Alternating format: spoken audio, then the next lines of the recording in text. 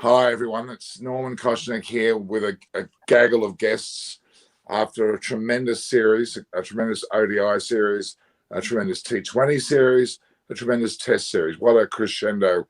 This match was amazing. I basically thought, England haven't got a hope. And look at the way that Sam Curran batted, 95 not only. He deserved 100, he deserved to win with his score. He got player of the match. Just amazing. All right, we've got on air, we've got with us Pretty Upala there. How are you, Pretty? Namaste, everyone. Good morning, good afternoon, good evening. Namaste. The equally as pretty Monty Panesar there as well. How are you? Good day, mate. How's it going? Good. Hang on, where's an Aussie accent come from? You've been in India for the last month or something. And then we've got two people who think they're the best looking people on air, Simon Willis and Chris Vernon. That's pretty harsh, Norm. I don't think we've ever tried to do that. But have some fun. We're waiting on David Graveney as well, so he'll be here soon. So it's great to have you all here. We've got already a number of our fans, our supporters, our members online. They're all munchies back visibly marking away. So all right, we're going to talk about this great game. Where do we start? I mean, it ebbed and flowed yet again. At certain stages, it looked like both sides had a chance of winning. At the end, England had no hope, yet we started to get a bit nervous the last few overs. It was incredible. All right, let's start. Well, Monty, you haven't been on for a while. Let's get your thoughts. Yeah, it's been a fantastic game, and throughout the series, it's been one of them sort of series where I think both teams probably didn't know the tempo that they should play, throughout the whole 50 overs. The second match we had India setting up the game after 40 overs, and then today they were like, lost it at the back end, and then 1 minute you think England are going to, lose the whole match, and then you got Sam Curran playing a fantastic knock. So I think it's been one of them sort of series where it's been entertaining, and it's something that I think a lot of fans will be saying when there's an India-England match going on, definitely one to watch. Well said. That's a great summary. Pretty, your thoughts? Wow, only a match like that can keep me up and excited at this hour. I was up all night watching it, and then the night before as well. What a game! I mean, really should have been over about 2 hours ago. But having said that, I think a great finish certainly gave everybody almost an ulcer. Great for the fans. I think I'm very, very happy, obviously, that India made it through. It was very, very touch and go in the very end. Happy that the last over they didn't fumble, because it was such a nervous moment. Obviously, for the bowler, he really came through. We're very happy. It's a fantastic finish to not just an amazing ODI series, but I would say almost 2 months worth of a fantastic cricket between these two amazing teams, the two best in the world. And we've been treated to this incredible display. It's been amazing, I think, to share it with all of you. And a perfect finale, I think. They deserve the series. I think when you collectively look at their performance over all the formats, very, very pleased. I totally agree. Now, both Simon and Chris are texting their loved ones or something, I can see. Simon, your thoughts? Yeah, well, I've just got to say, it's got me through lockdown, this really. Having India v England has been a lifeline. I'm not a great watcher of cricket if I'm not involved in it. And but this battle between the two teams has been outstanding. And full credit to both teams. Well done India on winning all 3 series. They've come out on top and played some really good cricket when maybe others were questioning their character. But they've come out on top against the odds on some occasions. But I think England come out with a lot of credit. I think England are going to come away thinking what might have been. They could have won all 3 of these one-day internationals, but probably just lacked that little bit of quality when they needed it. So I think England will come away thinking, do you know what? We can go and win the T20 World Cup in India. They're going to have a lot of confidence. I think India was very interesting today. You know, we'll probably come on to it later, but Virat's comments at the toss, you know, at the end of the game, he said it was a par score the previous one day. Then he said he probably needed a few more runs today. So, you know, he's obviously reflected on that. And, you know, it was interesting to see how the Indian batting lineup approached today's game in a slightly different manner to the previous two. So I think that's fantastic to see these sides evolving as they had through the series. Very, very true. I thought it was very interesting how I saw the reaction to Virat Kohli when it was a drop catch. His hands went into the air. That disappointed me. That reaction, that disappointed me. You shouldn't have a captain reacting to a drop catch in that manner. I find that a bit of a concern. That was my otherwise sensational. Chris Vernon. I've got David Graven here as well. Hello, David. Hey, Norman. You obviously never watched me captain Gloucestershire without waving your arms around. All right. Well, good take, Chris. Chris? I have to ask the question. Are there two Chris Vernons? Because there's a person saying that. Yeah, there's someone in the chat who's there's someone in the chat who seems to be impersonating me. So yeah, I apologise in advance if he says anything stupid, because there's one Chris saying enough stupid stuff already without two of them needing to do it. And you had to make a clarification by saying I'm the real Chris Vernon. I like that. Chris, one of the Chris's is trolling in Hindi, so it's obviously not the real Chris. I missed those lessons at school, Preeti. Yeah, so thankfully that's not me. But just before you start, Chris, Monty. You might not realise, but Chris Vernon's got about 17 fan clubs now. I think 3 of himself, I'm not sure. Simon hasn't got one yet. Pretty has. I think a number of people have. So, Monty, you're lagging. We need to get you a fan club. And David, why aren't you? Oh, you're eating. You got to have a fan club as well. All right. I've been asking for one, but nobody will get me one. You've said that. I'm happy to donate one of mine, David. Norman Monty would support this. No chairman selectors ever has a fan club, so don't worry about that. Yeah. If you pick in the players, then they're your fan club. When you drop them, then they're not your fan club. Then they're trolling you. Yeah. Actually, just before we get to Chris, David and Monty. David, did you select Monty? And he first Certainly did. Yes, he had a lot of faith in me, and I thank him every moment for it, because I would not have had the wonderful moment of taking my first Test wicket. Well, wow. It was a long debate with other selectors that Monty knows about. Fantastic. Got him over the line. Yeah. Worth the meetings and the debates and trying to get me in the team. No, it worked out. Yeah. Monty played in the World Cup as well. So You wouldn't have been betting on that either. Yeah, exactly. Monty bowled balls, Norman, to people. Yeah. There's a couple of wickets in the UK that I think really, if Monty had played there the whole of his life, he would have ended about 2,000 wickets. So he played at Old Trafford, for instance, which had lots of bounce in the wicket. But he bowled balls to Test match players who could play spin, that pitch leg hitting the top of off, or got caught at slip, were just balls as an average left-arm spinner you would just dream about. So he deserved his opportunity, and he took it, which was great. And that's sensational, isn't it? And you even took Tendulkar and KP still thinks he's the best left-arm spinner in England. Grav, I don't know if you saw that the other night on the cricket show. Really? KP was bowling beautifully in India in the Legends series. So, let's hope we see him on a cricket field again soon. Well, he took the new ball. Monty, how's it bowling with the new ball then? How'd you do that bit? That's the easy bit. Power play, field up. That's me. I love it. I love when everything's against me and I'm still able to perform and get the best in the world out. Yeah, no. I'm bewildered that you weren't selected for the ODI series, Monty. I would have thrown you in.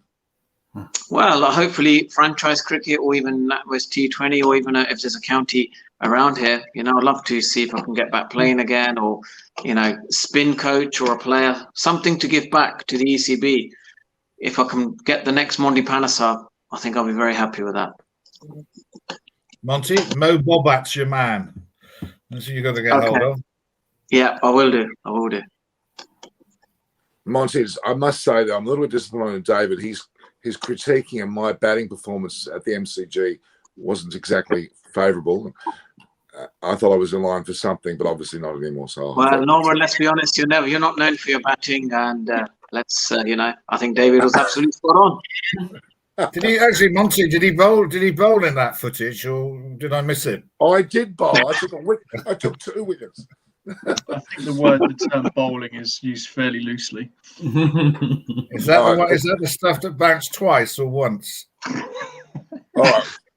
Are we here to talk about my bowling and batting? I don't think so. No, of course not. All right, Chris, over to you. Put your head up and let's have a chat. What's your thoughts? Are you disappointed? Yeah, I think, of course, when you lose a series like that, you're always going to be slightly disappointed. Yeah, I mean, I think it was good that the series finally had a close game. I think that was the one thing that was really missing from the T20s and one-dayers. I thought England were quite poor today. I thought they clawed it back at the end when bowling. And batting-wise, you just can't rely on your number 8, who I think equalled the highest score ever in a one-day batting 8 or below. And India, I thought India weren't at the races either, and I thought that they nearly gifted a very below par England a win. But it was a good game. England were disappointed. I don't think they gave themselves a great account for themselves today. So with three or 4 overs to go, what did you think, Chris? Did you think that England were in for a win? I thought it was very close. I thought it depended how Kumar's over went, and we obviously negotiated that. But at the end, you just got to rely on Sam Curran to hit a couple of big shots in the last over. I mean, if you'd said an hour before, we'll need 13 off the last over, to snap your hand off. So, it's just one of those things. We just took it as deep as we could and gave ourselves a chance, and just didn't quite go over the line. But no, I think England will be happy-ish. That, as I said, they've taken a lot out of the series. They've had a look at a couple of new guys. Liam Livingstone looks like he's got the potential to be a very decent cricketer, especially with the bowling. He bowls a little bit as well. They've probably had some, not doubts, but some question marks over someone like Moeen Ali and Sam Curran in that sort of 7 or 8 role, and I think they both put in good performances as well. So it's not the result they wanted, but I think they scored 330 in the last 2 games and won 1. So I think they'll just be disappointed that they didn't give themselves the best account for themselves today. But that's international cricket. You're never going to do it every game. Just to let you know that Monty Panesar's coming back. His battery was low. He's just private chatted me. Did you see that? He's coming back. All right, Chris, that was very, very insightful what you talked about. But is Sam Curran now to be classified as an all-rounder? Oh, I think he's always been classified as an all-rounder. I don't think anyone's ever not classified him as an all-rounder. He's opened the batting and the bowling in the IPL. You don't do that if you're not an all-rounder. So I think that he needed a score to start proving that, but he's done it enough in Test match cricket. He's got 4 or 5 50s against India, against Sri Lanka, to prove that he is an all-rounder.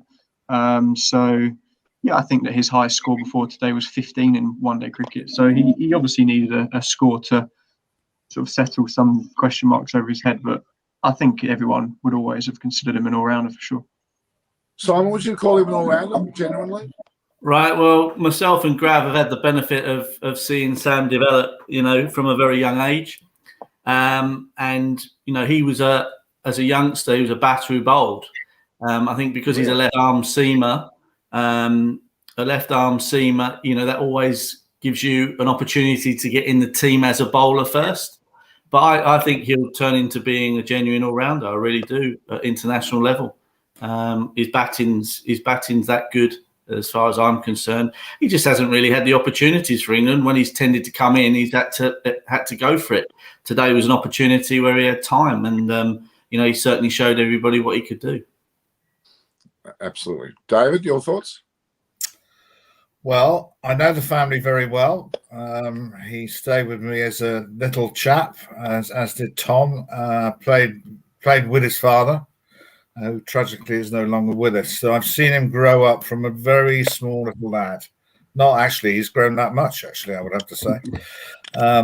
But he is a very, very competitive cricketer. I remember speaking to Dave Houghton, and this stems from life in Zimbabwe more than anything else. That he was playing in a game on the main ground, and Sam was having a net, which was by the side of the ground. He must have been 11, 12. And he stopped the game. All the men came to watch him bat. They thought he was that good.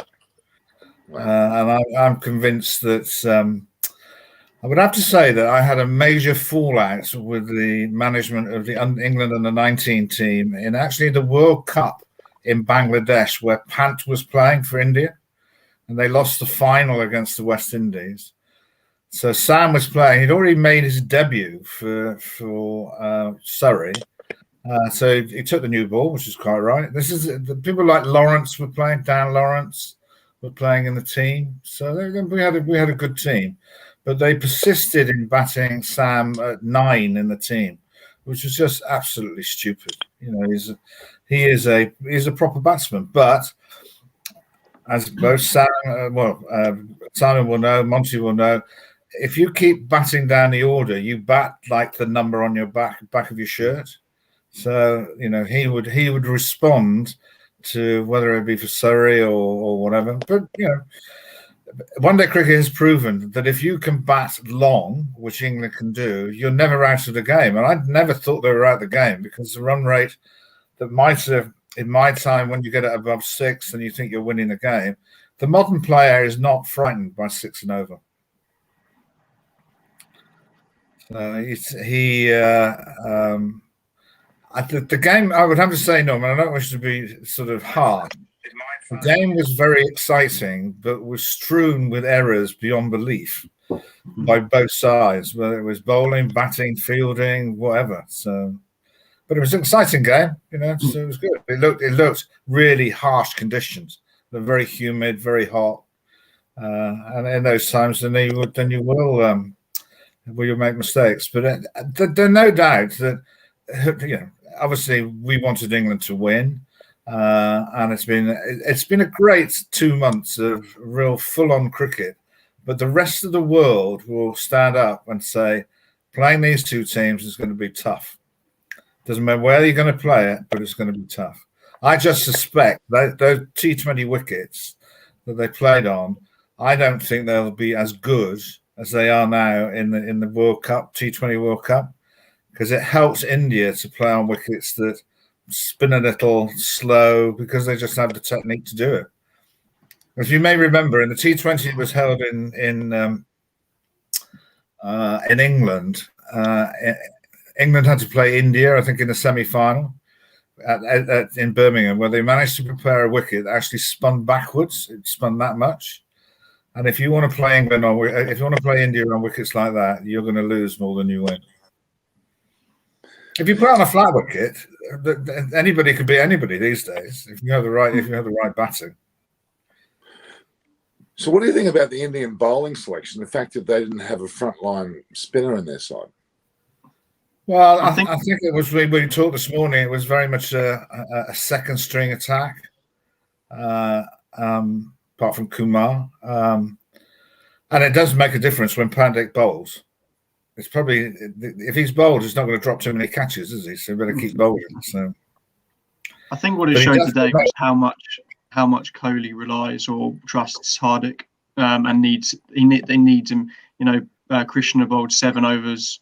Who does he go to? He literally goes to Hardik any time that there's a problem, and I think that it shows how much. I know that they're good mates, and so I guess there is that bond or trust that comes with being friends with it anyway. But it's quite clear that Hardik's one of his go-to men, and you know, the 6 bowlers proved again today how important it was, because he clearly has no faith in Krunal at all. In India, we're basically winning 5 seamers, but I think what India will take out of this is how important Hardik Pandya is to certainly the white ball sides, and possibly the Test side as well. And also some of the spinners that don't play, like Jadeja and Ashwin. for some reason they don't seem to think Ashwin can play 50 over cricket, but world-class spin is still world-class spin, and you've still got to be able to, you can throw in the ball and bowl your 10 overs. And Monty knows that actually you can go around the park, but the captain needs to be able to rely on you, that you just don't fall apart under pressure. So, but they would have learned something about younger bowlers, as England would have learned something from some of the guys that have been given opportunity. I think it's been, in a situation where both countries are really under the pump in terms of how we're supposed to be living our lives, I think this has been a great fillip for both countries. Yeah, absolutely. Look, India won the series, deservedly so, but I don't think they'd be happy with the way they won that last game. They would have preferred a much more emphatic victory. The fact is they had England by the throat a bit earlier on and they let it go.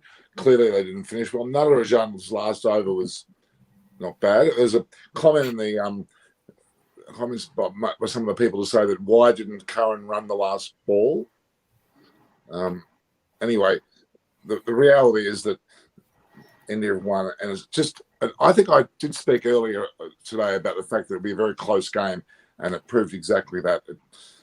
It's almost scripted to be close. It was amazing. Monty, Simon. Norman, are you portraying yourself as very intelligent then? You say that you. It is April Fool's Day this week. Your crystal ball. Yeah, my crystal ball. Where is it? Or in fact, the bottle. That's the bottle. I haven't been drinking. This is Monty. This is actually Sachin Tendulkar's secret drink, Buffalo Trace. Whenever he goes out, he loves that bowl. So when you say it's not so secret now, when you tell everyone every 4 times a week that he likes his whiskey or whatever brand it is. And it keeps disappearing. Yeah, it just evaporates, that drink. Norman doesn't drink, but he bought it 3/4 empty, and it just. I'm in my bedroom, for God's sake. I can't go there. And you know full well, my mother's, had her moment. She's, when I go down the track, she's not the best. So I'm confined to a bedroom. I'm at her place. My place is not far away, so I'm kind of hooking here at the moment. So, a bit like I'm on high alert. I could run out the door anytime. All right, guys. So yes, what is it? There's I'm in a bit. Mukherjee saying Norman, start the party. Well, yes, we should start the party because India have won. We are outnumbered by 4 Englishmen on the broadcast, but Pretty, you and I can have some Buffalo Trace later. Absolutely. The party is just starting in India. It's going to go on for a long time because we know how to party. I'm actually going to make a point tomorrow of walking the streets of Coogee, as I've done before, to talk to people. And I love the Australian reaction to this. They're watching this heavily. The Australians are really taken by this. I think if there was a rerun of an Australian Test match, which we won, and this series would win hands down. Yeah. Monty, it's quite amazing. You should see you're partly Australian. You spent your time out there in the Hawkesbury region. The Australians loved you, and they loved you for many reasons. But Australians love cricket, and they're showing now their love of Indian and England cricket. I'm telling you now, they're talking highly about it. Everywhere I go, the comments are coming. And David's gone to get his where's David off to? Oh, his window. That's over close. Brilliant. All right. Delivery. I was hoping Merv Richards would be here because see the West Indies are watching this avidly. All cricket-loving nations are watching this with great. This is really the pinnacle. This series has brought up another level, and I don't think we realise. We know it in our own countries, but I don't think we realise how significant the series has been in the world. With COVID, the ability to watch, admittedly there were no crowds here. That's a question I want to ask Monty. Having played in India recently, what was the feel about the COVID and the restrictions and what? Because you had crowds, didn't you? Yeah, we had about 50% crowd. So we had about 30,000 people in, and I think they've got like a really sophisticated system in India where you arrive in Delhi, you have to do a COVID test, and you have to wait 6 hours to get from the domestic flight from Delhi to Raipur, and then after that, when you get to Raipur, there's 3 days of quarantine. And then also we have to wear this wrist, like a watch, which detects all the people that we're in contact with if we test positive. And then after the 3 days, we had to retest again on the second day, and then on the sixth day as well. And then every day got a temperature checked. So they made sure that everyone who was at the Mayfair Lake Resort in Raipur, 6 teams there, that we all didn't get COVID, and thankfully we didn't. And especially when we heard that the PSL was postponed because of few players got tested positive. That's the last thing we needed with the T20 Road Safety Series. Monty, why did the Australians go home? Well, the question is, why didn't they actually tour South Africa? They cancelled that tour, which was really disappointing to see the Australians do that. They're taking obviously a precaution measure. David, yeah. I think Australia on the decline.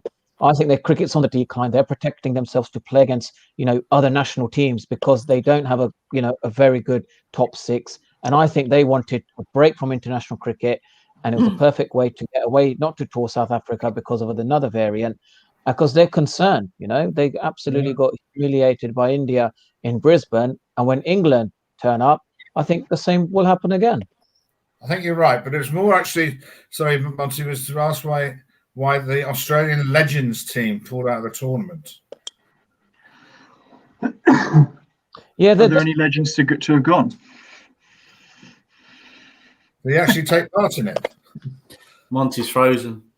Right. Not there aren't many to pick from, Graf. I've been asking Norman. No, I heard the question, Chris. I heard the question.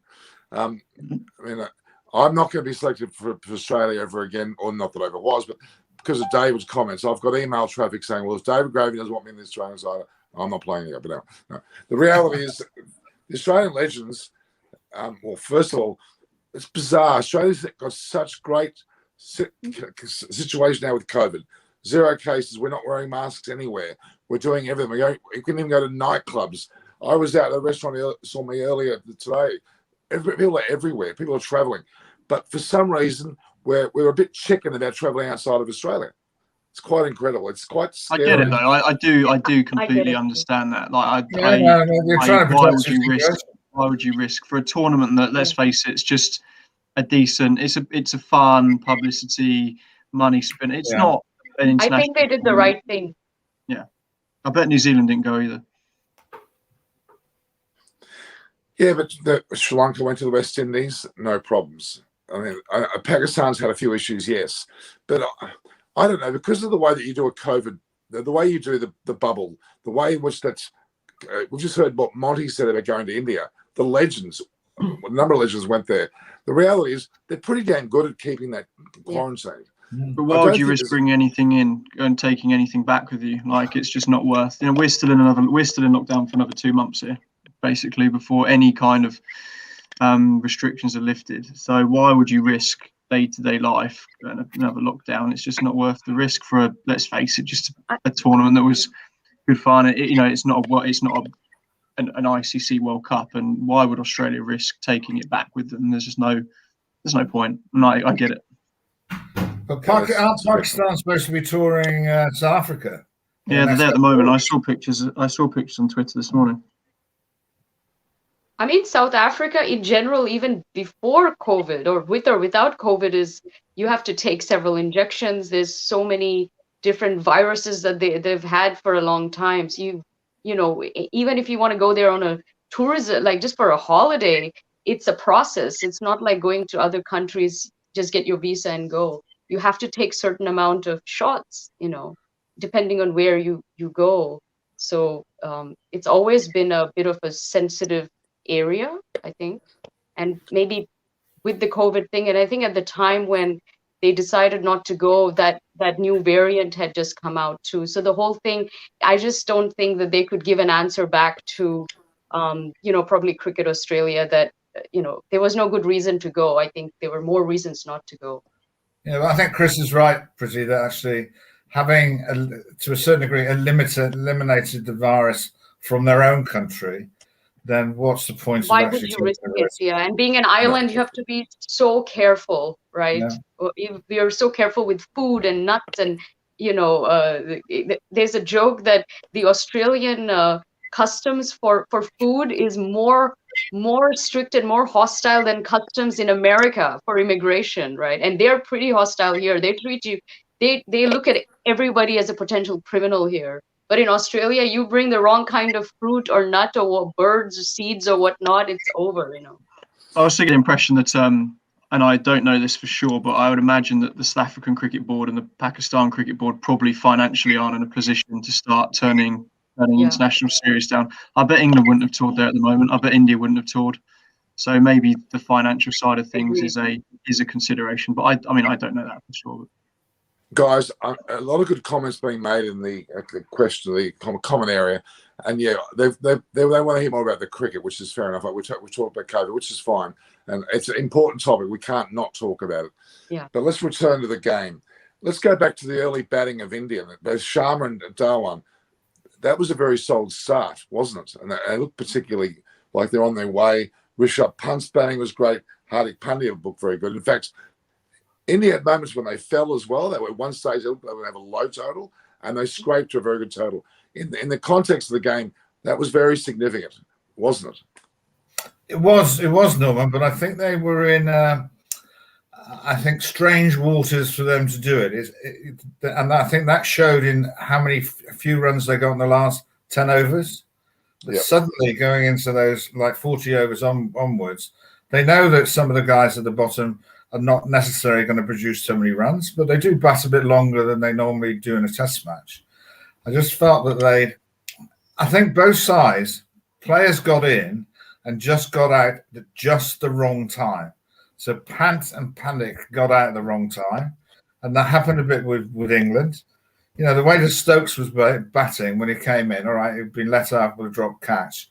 But the way he's playing, he only has to bat for an hour, and then the game is fast going away from you. So wickets, I think, just as it happens in one-day cricket, just fell at the wrong time for both teams. But the Indians will want to look at how they got in the last 10 overs. They only got 40 runs compared to the other two games, and they got 120 plus in each of the last 10 overs. But they had wickets in hand.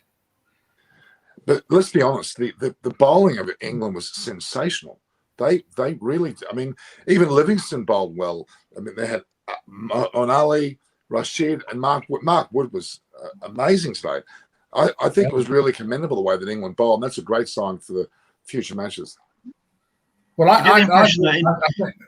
sorry, Chris, carry on. It looked like India intentionally came out with a bit more of a positive mindset, and it worked. And I'd like to know the stats and how many times a side who put on 100 for the first wicket in a one-day don't win the game. England were 20 for 2, and that's probably the difference, I think, getting the 2 early wickets. But it just looked like Rahul and Kohli, to a certain extent, you could tell it wasn't quite their natural game to come out and try and be that a little bit more positive. Rahul played a pretty horrific shot to a pretty awful ball and got out. Kohli just looked like he was just trying to force it a little bit more. So I think side like India with that batting lineup have to look at their and just try and generally be a bit more positive, because that's the way the game is at the moment. And you can't just keep relying on Pant, Hardik and Jadeja, say, to score 12 and over for the last 10 to get you to a pass score. You have to be a little bit more proactive than that. But they're the reason they're the best players in the world, because they'll adapt and come back stronger and better for it. Chris, on another note, do you need to go? Do you really want to go? Because we don't want you to go. 10 minutes. I need to go, if that's right, Norman. No, because you've been on every set. Before you do go, Chris, and this is kind of I don't need to go. I've been told I have to go. Okay, that makes sense. And if you saw the size of my mum's roast dinners, you'd be sat at the table already. Now you've really got me going. Now you're making me hungry. I'll take a picture for you. The reality is, just Chris, we're going to have many more sessions with you, I know, but I wanted to just say before you leave, Chris, I absolutely love what you've done in this series.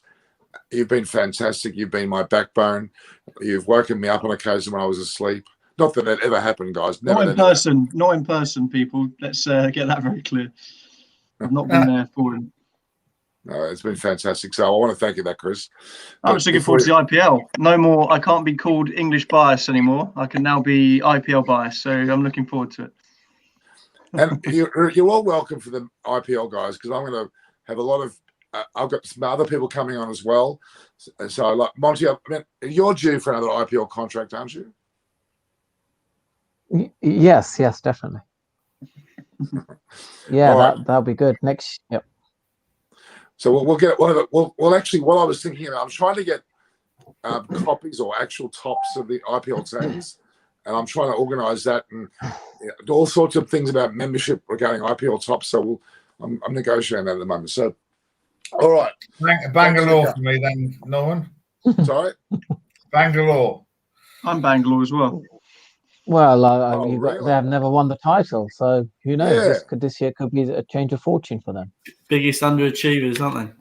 I tend to go anywhere AB de Villiers goes as a batter, as a cricket fan, tends to be a decent. I'm a big AB de Villiers fan, and Chris Gale used to play there as well, so that was two of my favourites. And David, what's your reason for supporting Bangalore Challengers? Well, the same sort of thing. They've had some really larger than life people play for them. Really, if you combine AB de Villiers, Gale, Kohli, they've had some top players playing for them. So. McCullum as well one year. Their top four was McCullum, Gale, Kohli, de Villiers, and you think, how on earth is that top four not one? Yeah, we're not done better than that, but it's either that team, Monty, or the cement team. I'll support them in yellow. Chennai. Yes, I'm a big Super Dhoni King, fan. of course. It appears that you're a Virat Kohli fan, then. They're my tip to finish bottom this year. Chennai. I've really admired, actually, Monty, the way that he's batted in 20-over cricket, playing orthodox shots. That he's been a heavy scorer, and you wouldn't have said that before the white ball series started that Sharma and Kohli would be. They weren't ineffective, but they weren't sort of the volume of runs that they normally would get. And particularly on these 3 wickets, that was 3 flat wickets. Mm-hmm. And others have had the opportunity. It's been fantastic. But, well, you've been the chairman of selectors, so India have trouble with their spin at the moment. In your opinion, who do you think India should select as their spinners in the international one-day or T20 matches? I think they've covered the right basis. I think Mo is an extraordinary cricketer to me, because the first time I ever saw Moeen Ali play, I have never seen the ball hit as hard as he hits it. For a small person that he is, he spins the ball consistently. He always gets good players out. And then straight away in the first, when it's either Test match cricket or when limited overs, he normally gets a wicket in his first 2 or 3 overs. He is a shining light in terms of the community he represents within the UK. But he is, as much as I know him, Monty, because he plays for Worcester and that's where my uncle played. He is a very gentle man, Monty. So Mo is. And Adil Rashid is priceless. I've always advocated that if you can bowl wrist spin with the accuracy he does with a white ball, and you can't pick googlies, he's deadly, absolutely deadly. So he did Sharma like a kipper today, didn't he? That was a brilliant ball. My only worry about Adil is his shoulder. Yeah. And we haven't been able to give someone an opportunity during this series for experience in case he gets injured.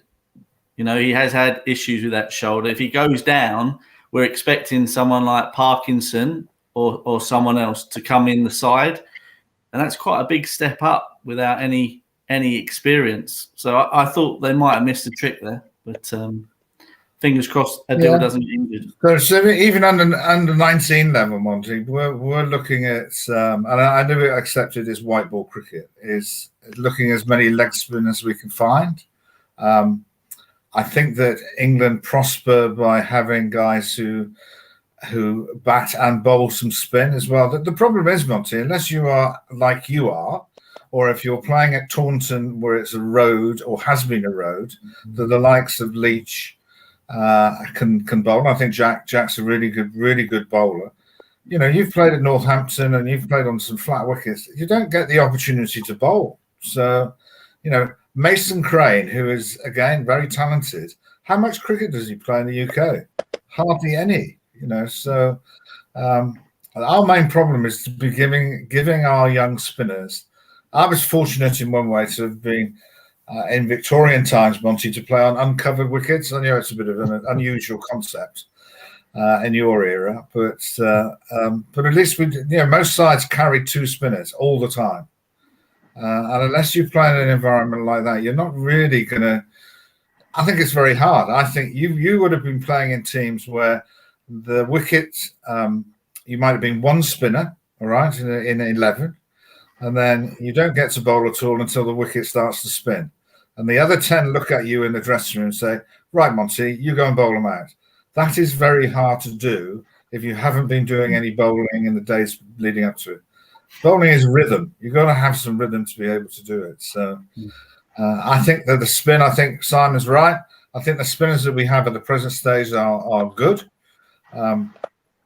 I personally would, like in a Joe, I think if Joe Root is playing the 50-over game, we need to get him to bowl a bit more as well, because I think to have the just a few options. Not it's played by humans, this game, not by robots, and sometimes you have a bad day. So to be able to have somebody who can say, just hold it a minute, let's have a bit of a break, let's put somebody else on. That's when I was speaking to the other guys about my one sort of concern about India is to keep going in with 5 bowlers is somebody's going to fall apart, and it could be, big star. And on wickets like that as well, Monty, you can and keep bowling against the same guys. Fortunately, Kumar got the first 2 outs, because otherwise, if they batted like they had before, they could have done serious mental damage to the Indian bowlers. And would you consider bringing back Ashwin in the ODI? Well, I'm not quite sure why he got left out in the first place. But I know it's a balance. It's the balance of the team. But I think he's just a world-class bowler. So I don't know what you think, Monty, but he's up there. But he's no worse a bat than some of those other guys that have played spin bowlers. So he's got Test hundreds. So I think it's just a plan to try and prolong his Test career, similar to what they've done with Anderson and Broad. I know he's a spinner, so it's slightly different, but he's 34. The next World Cup's 2 years away. Do they not think maybe it's a good chance to give a younger guy 2 years of experience for a World Cup and see if we can do we want to get 2 years out of Ashwin in all formats or 4 years out of him in Test cricket? Yeah. Maybe that's a thought process with it. They didn't ask him to play the IPL then, Chris, do they? But that's only. He can get away with IPL. But you know what, guys? There might be a few Bob involved in that as well, Mike. Yeah, I'd love to be involved in that. So David, you obviously been chairman of selectors, and with Indian spinners, who would be your Indian spinners that you would look to plan and say, right, these are the spinners who are going to be part of our squad coming into the World Cup for 2023? Well, Monty, I don't know what's out there, but we've only just witnessed Akshar Patel just join the fray. And all right, again, people will say, well, he was playing on spinning wickets or whatever. There is pressure on a spin bowler to deliver when you're playing on wickets like that. And I thought he was, he played, I think, did he not play in the first T20 and then we haven't seen him since? So, yeah, I thought he was really good. And I've seen him play in IPL, and that's actually where he made his name. So it seemed a bit odd why he didn't, he's just masterminded victory in the Test matches. Why he didn't play in the 20 over game for India, but they wanted, obviously. I just sensed, Monty, in this 3 one-day 50 overs, both sides wanted to have a look at a few other players. They obviously wanted to win, but they wanted to balance it with saying, right, let's have a few options. And also, people needed a bit of a rest. I think you wouldn't have seen the the reviews where you are in terms of talking about, or Stuart Broad was talking about the effect of the bubble, and I don't think you've just been in a bubble, Monty, so you can speak about that. I don't think the man on the street knows how much mental strain the players have. And the point was made, particularly with people who have young families, that actually you get no opportunity to see your family is a, hard strain. So I think everybody, has really managed the situation as well as they possibly can. I'll give you three. I'll give you three names, Monty.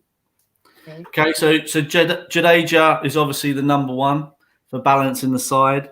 Then I think they'll look at Washington Sundar because of his batting, and then Chahal as the other one. There'll be the three spinners for me that they'll be looking to have in the team.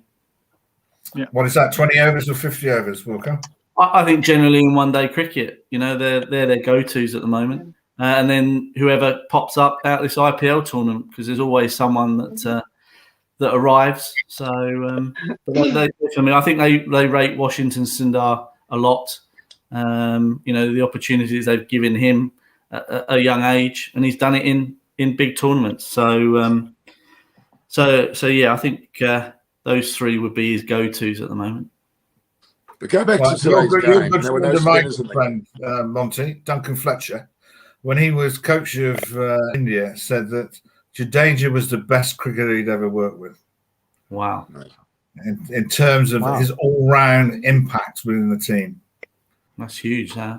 Batting, bowling, be interesting to see when the test match is over here. They'll only pick one. They won't pick Ashwin and Jadeja, I don't think. So it'll be interesting to see which one they side with. It looked like in Australia that Jadeja was probably the go-to until he got injured, and then Ashwin, I think, came back in for one of the tests. But I don't see them picking both unless we have an Indian summer and it's really dry and hot. At the Oval they might play two spinners, but it'll be interesting to see which one they go with in England as the bowling all-rounder, the spinning all-rounder.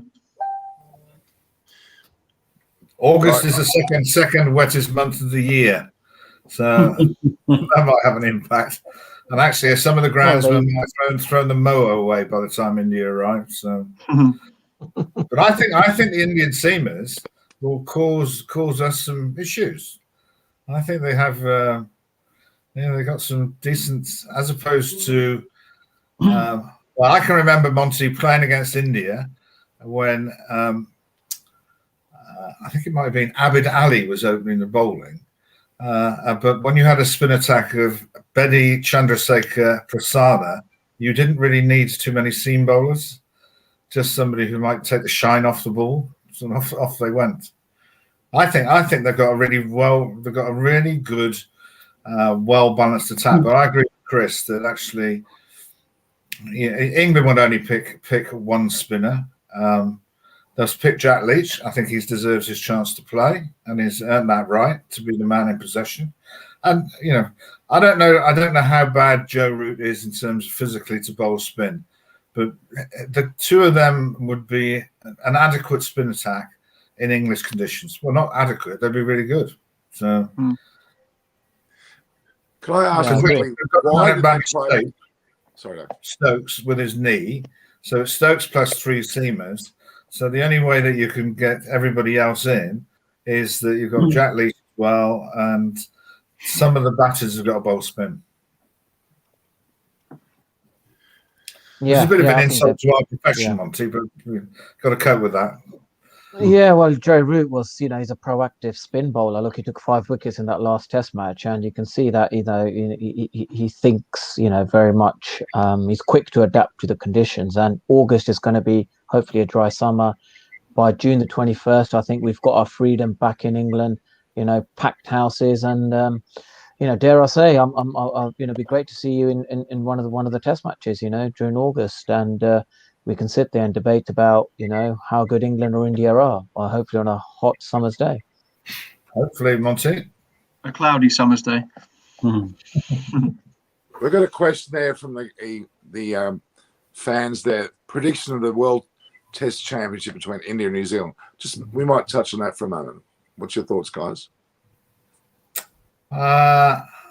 Well, one assumes that that Lords will produce a suitable wicket for such an occasion like that. Not It's all. at Southampton, Grav. Is that Hey? Southampton? It's at Southampton. They've moved it for the bio bubble. Yeah. All right. Well, Southampton can be flat, but I think if there's one underrated team in the whole world, it's New Zealand. Yeah. And I think that they are a very competitive team. Again, Monty, they've got a slight weakness around spin bowling, but Southampton doesn't spin that much. But I think that they've got a fantastic captain in Kane Williamson.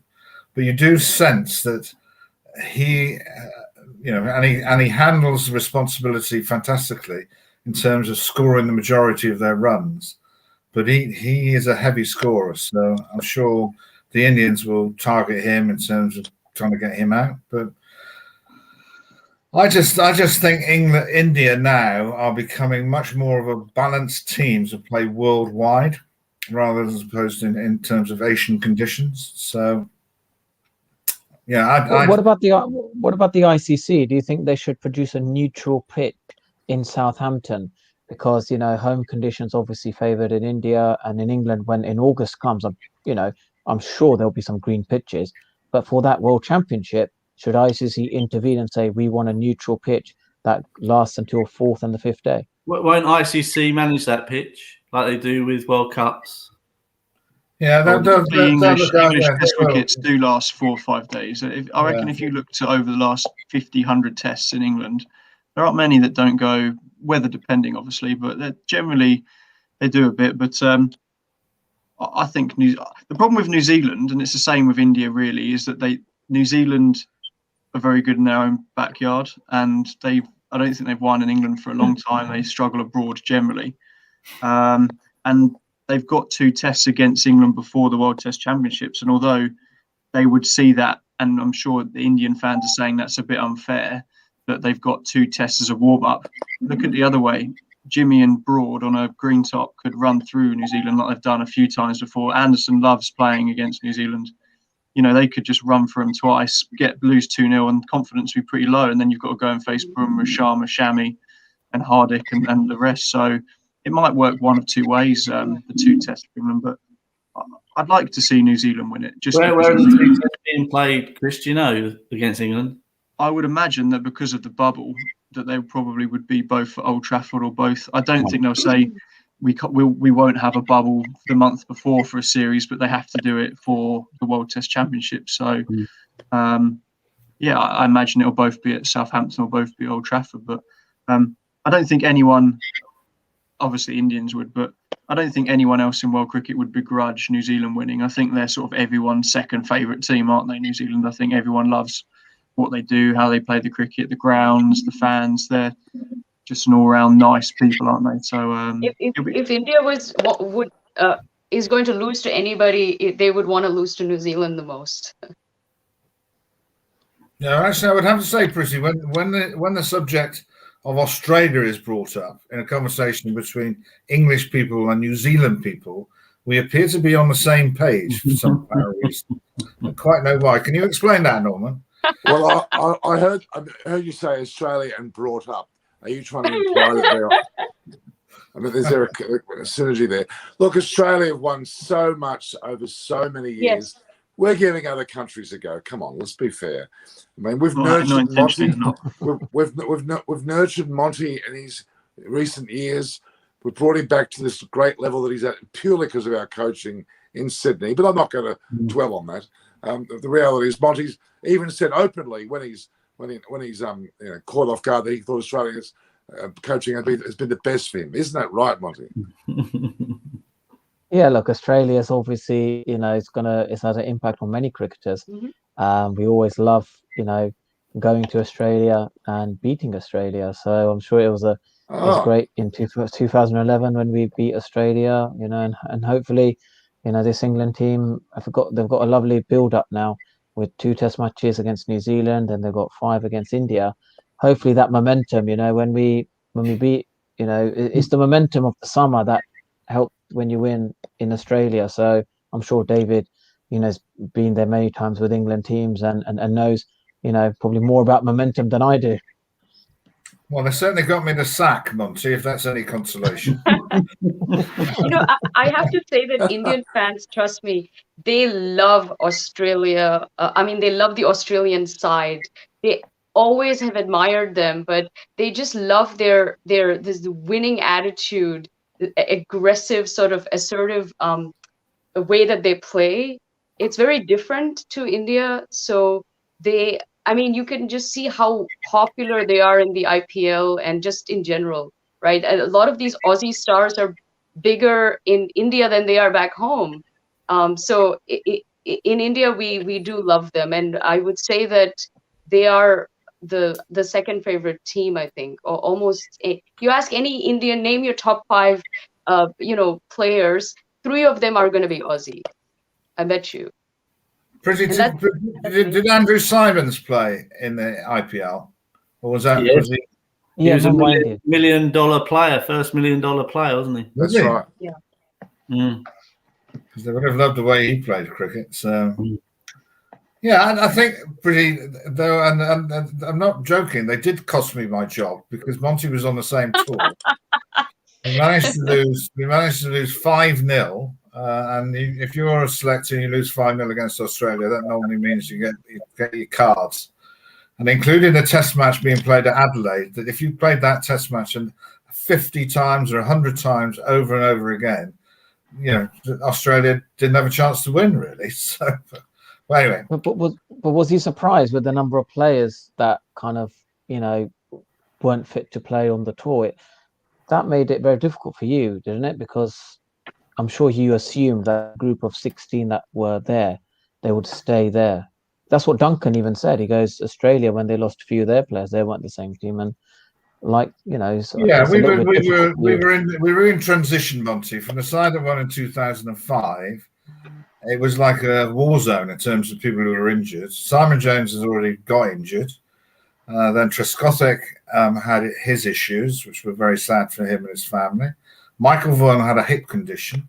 Ashley Giles or knee condition. Ashley Giles was struggling with his hip, which inadvertently gave you your chance. But there were quite a lot of people who were really struggling. So that good team was broken up very quickly. The Australian team that crushed the world for about a decade virtually stayed in place the whole way through.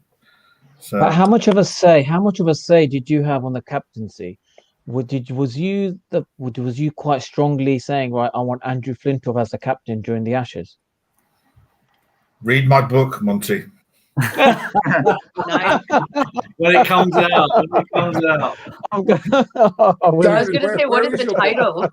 Hold up your book. Where's your book? Is your book where is it? Not written yet. Mrs. Grave, you'll have to go and get it. I need to give you a signed copy of my book. Well, do you have a title, David? Do you have a title? No, not yet. Actually, to be fair, I probably won't write it because, as opposed to some of the other people I was working with at the time, they think it's already okay to reveal the subject matter of confidential meetings. It might be your book would be amazing. Somebody could take action. It's defamation.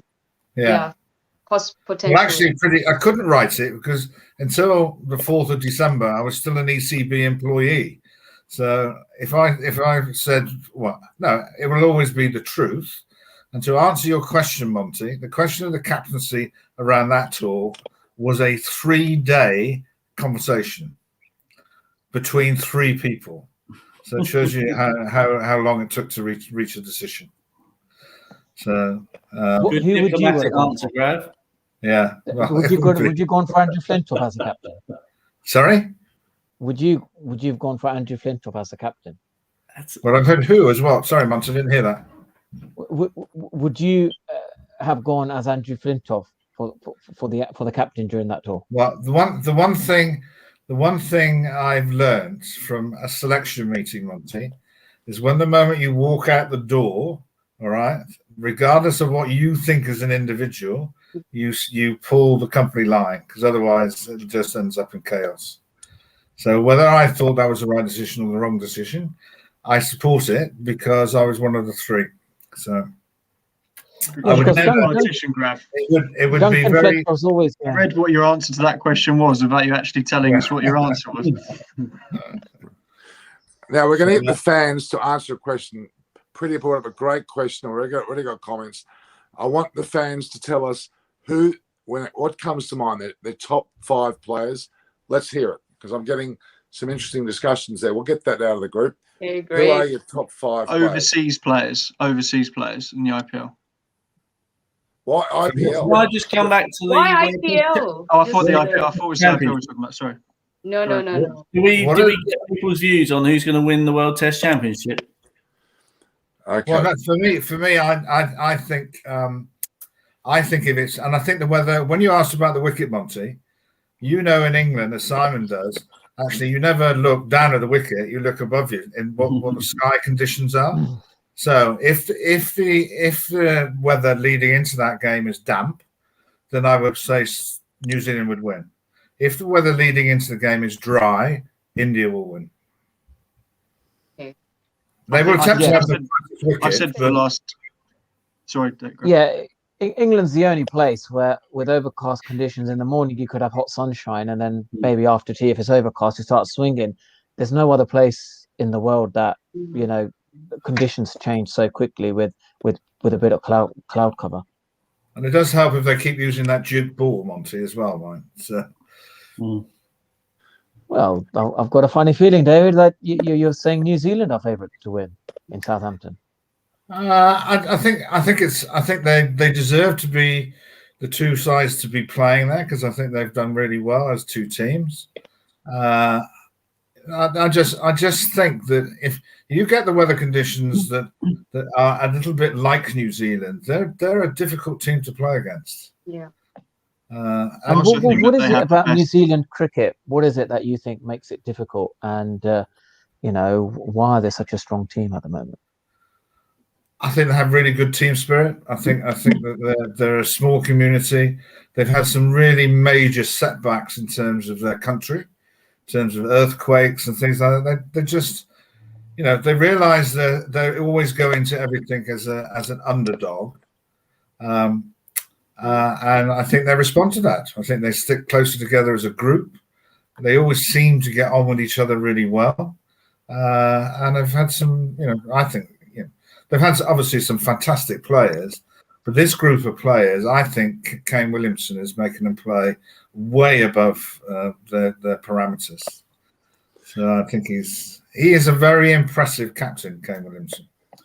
But what is it about his captain? They produce fast bowlers, though, Monty. I don't know if you know, but between 6 and 10 years ago, they identified the need to create pace.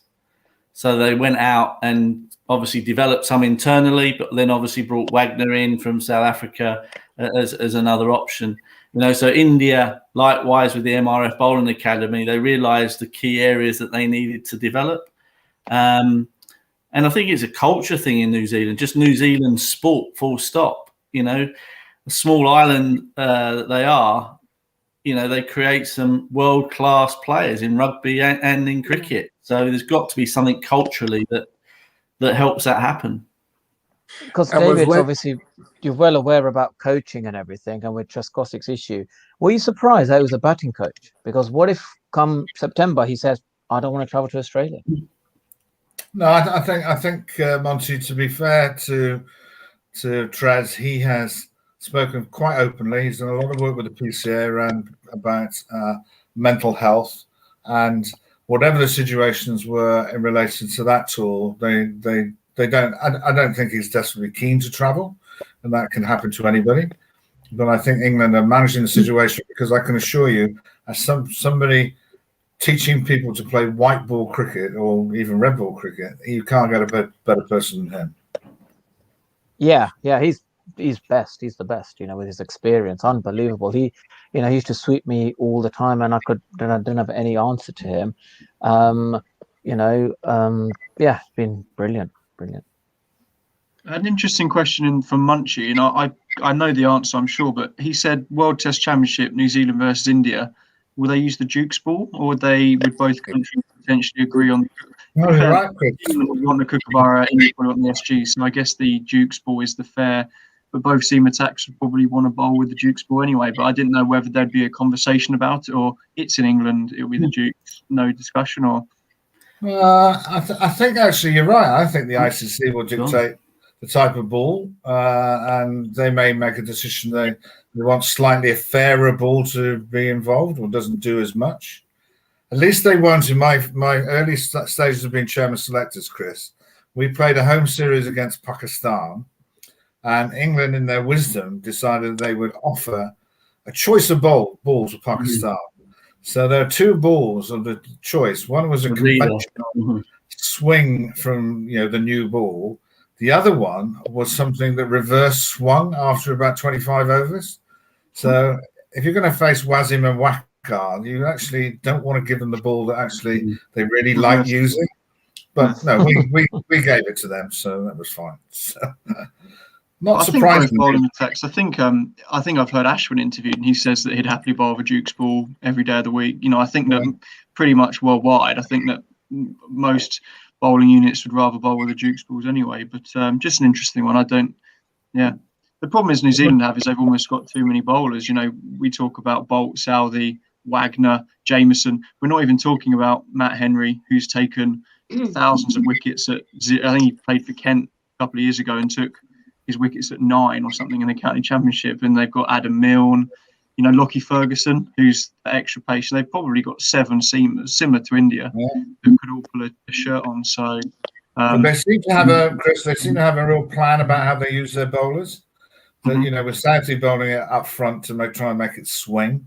And then the use of the guy that you were talking about, Walker, they brought back Wagner. He just runs on bowls bouncers for 2 hours. So they have a plan of what they're trying to do in terms of the bowling attack. So.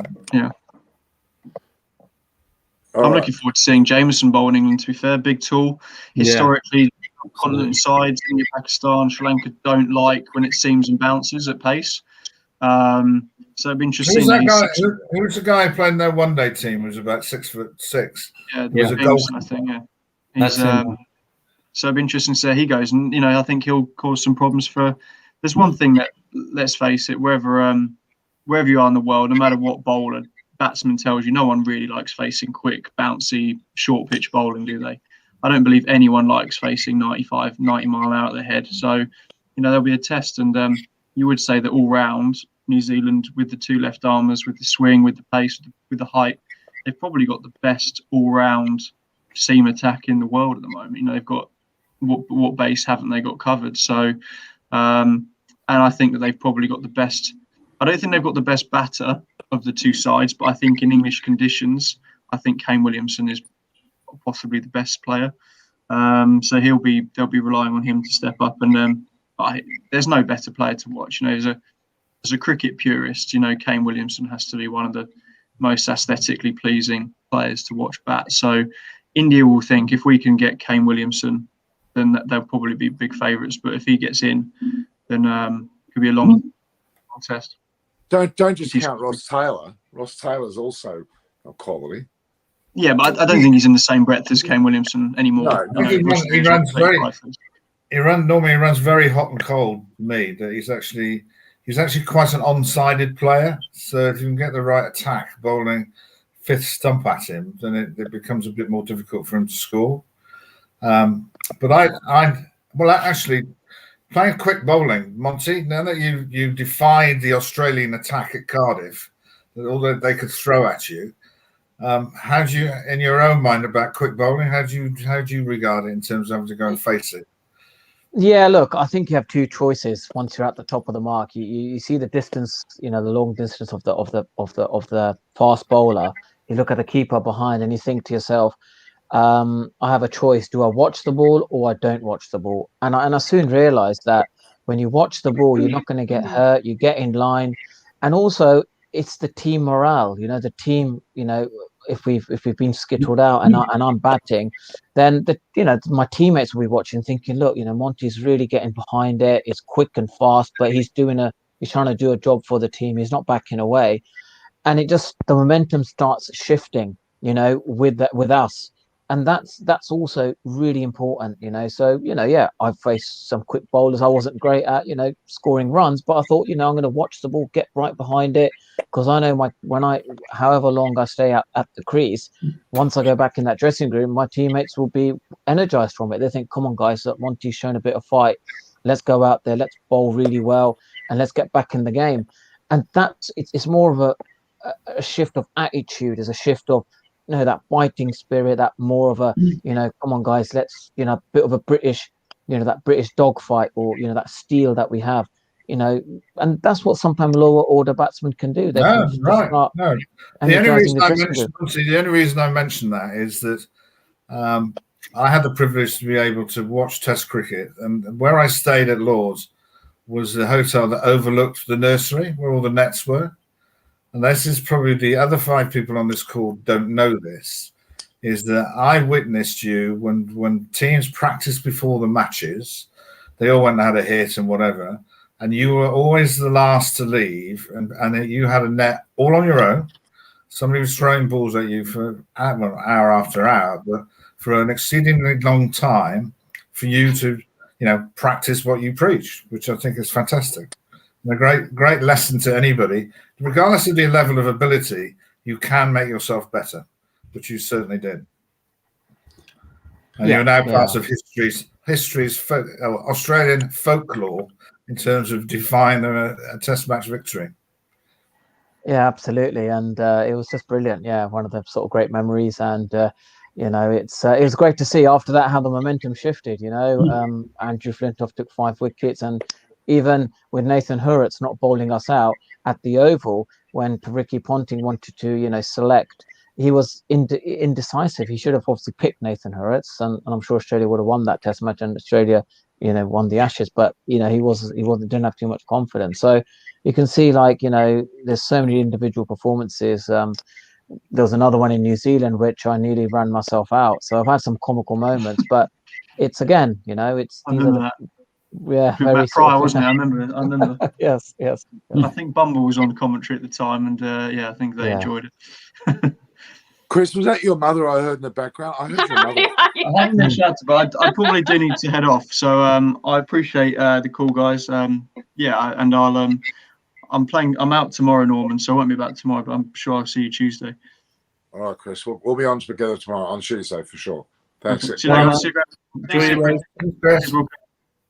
Cheers. Chris, before he goes, I must quickly say, everyone, Chris has been fantastic. It's very good.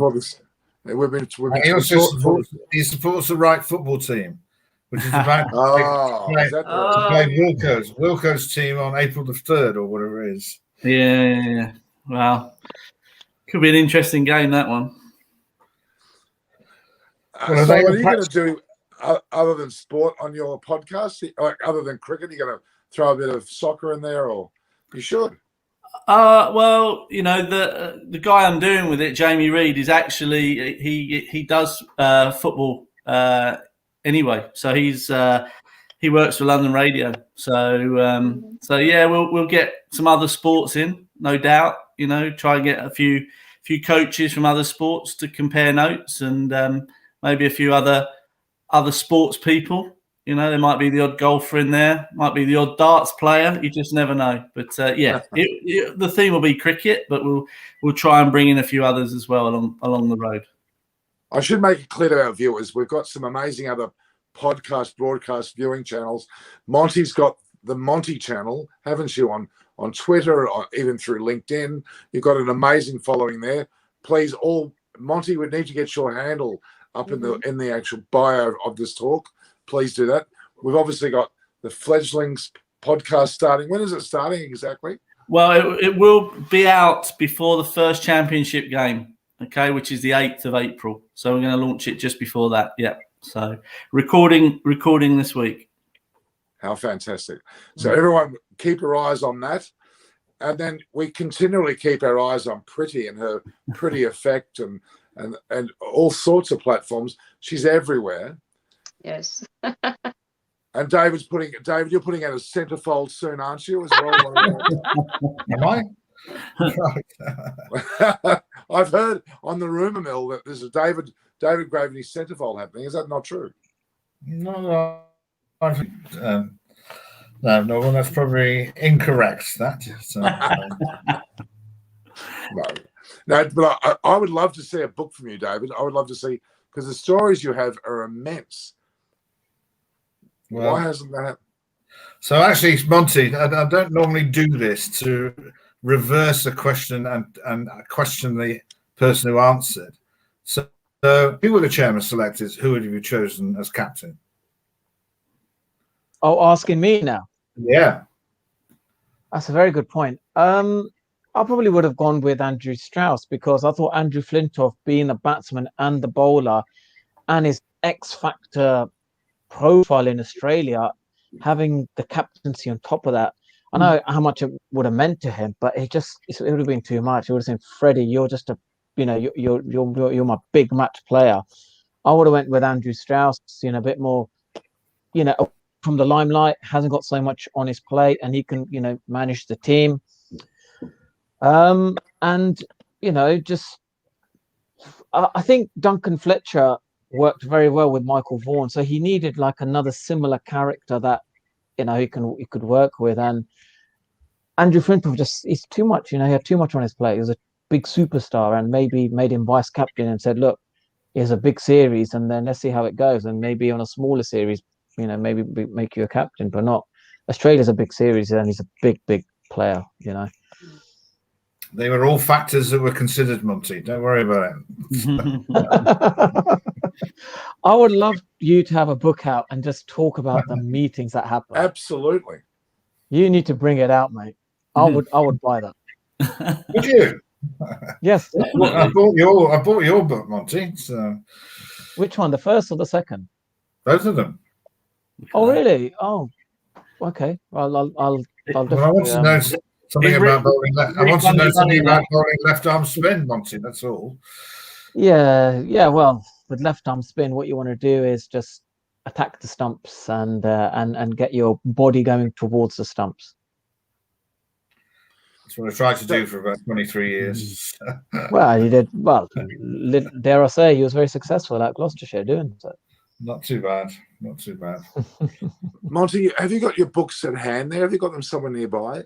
I don't have anything nearby at the moment, but I'll we'll sort something out. Yeah. They're very good. Very good. If you could send me some photos of the front cover, I'll display them. That goes for all of you. And David, I'm gonna find a ghostwriter, not a ghostwriter, someone who can assist you if you need to. We want to book out. We're going to get a fan club about the David Graveney Book Club. We're going to get that coming out soon. A book club. You want to call it Behind the Boardroom? I like that.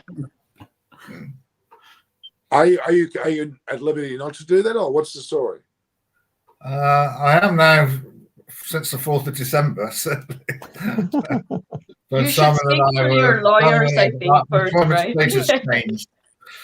So I would have to say that I haven't been redundant. I have actually been making notes and instances that you forget normally in life, that actually you bring it up in conversation. You just make a bit of a note of it, really.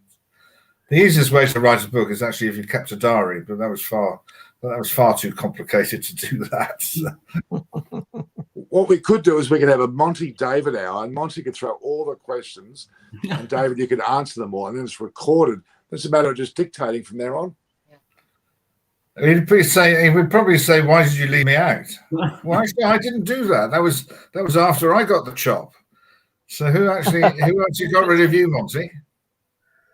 I got rid of myself. My form wasn't great. Love that. That's a great answer. Somebody must have made a phone call to you to say you weren't going to be selected. Well, I knew after the Cardiff Test match, I'm not going to play for a long time. After Swanee was a great, all-round cricketer. It's going to be difficult to replace him. Right. Yeah. Because I rang everybody good or bad, which I've explained to Prissy and to Norman and to, Wilco knew that anyway, whether you got selected and sadly if you got left out. And some of the conversations of the ones who got left out were quite brief. and actually they didn't speak to me for quite a long time. So it's hard, you know.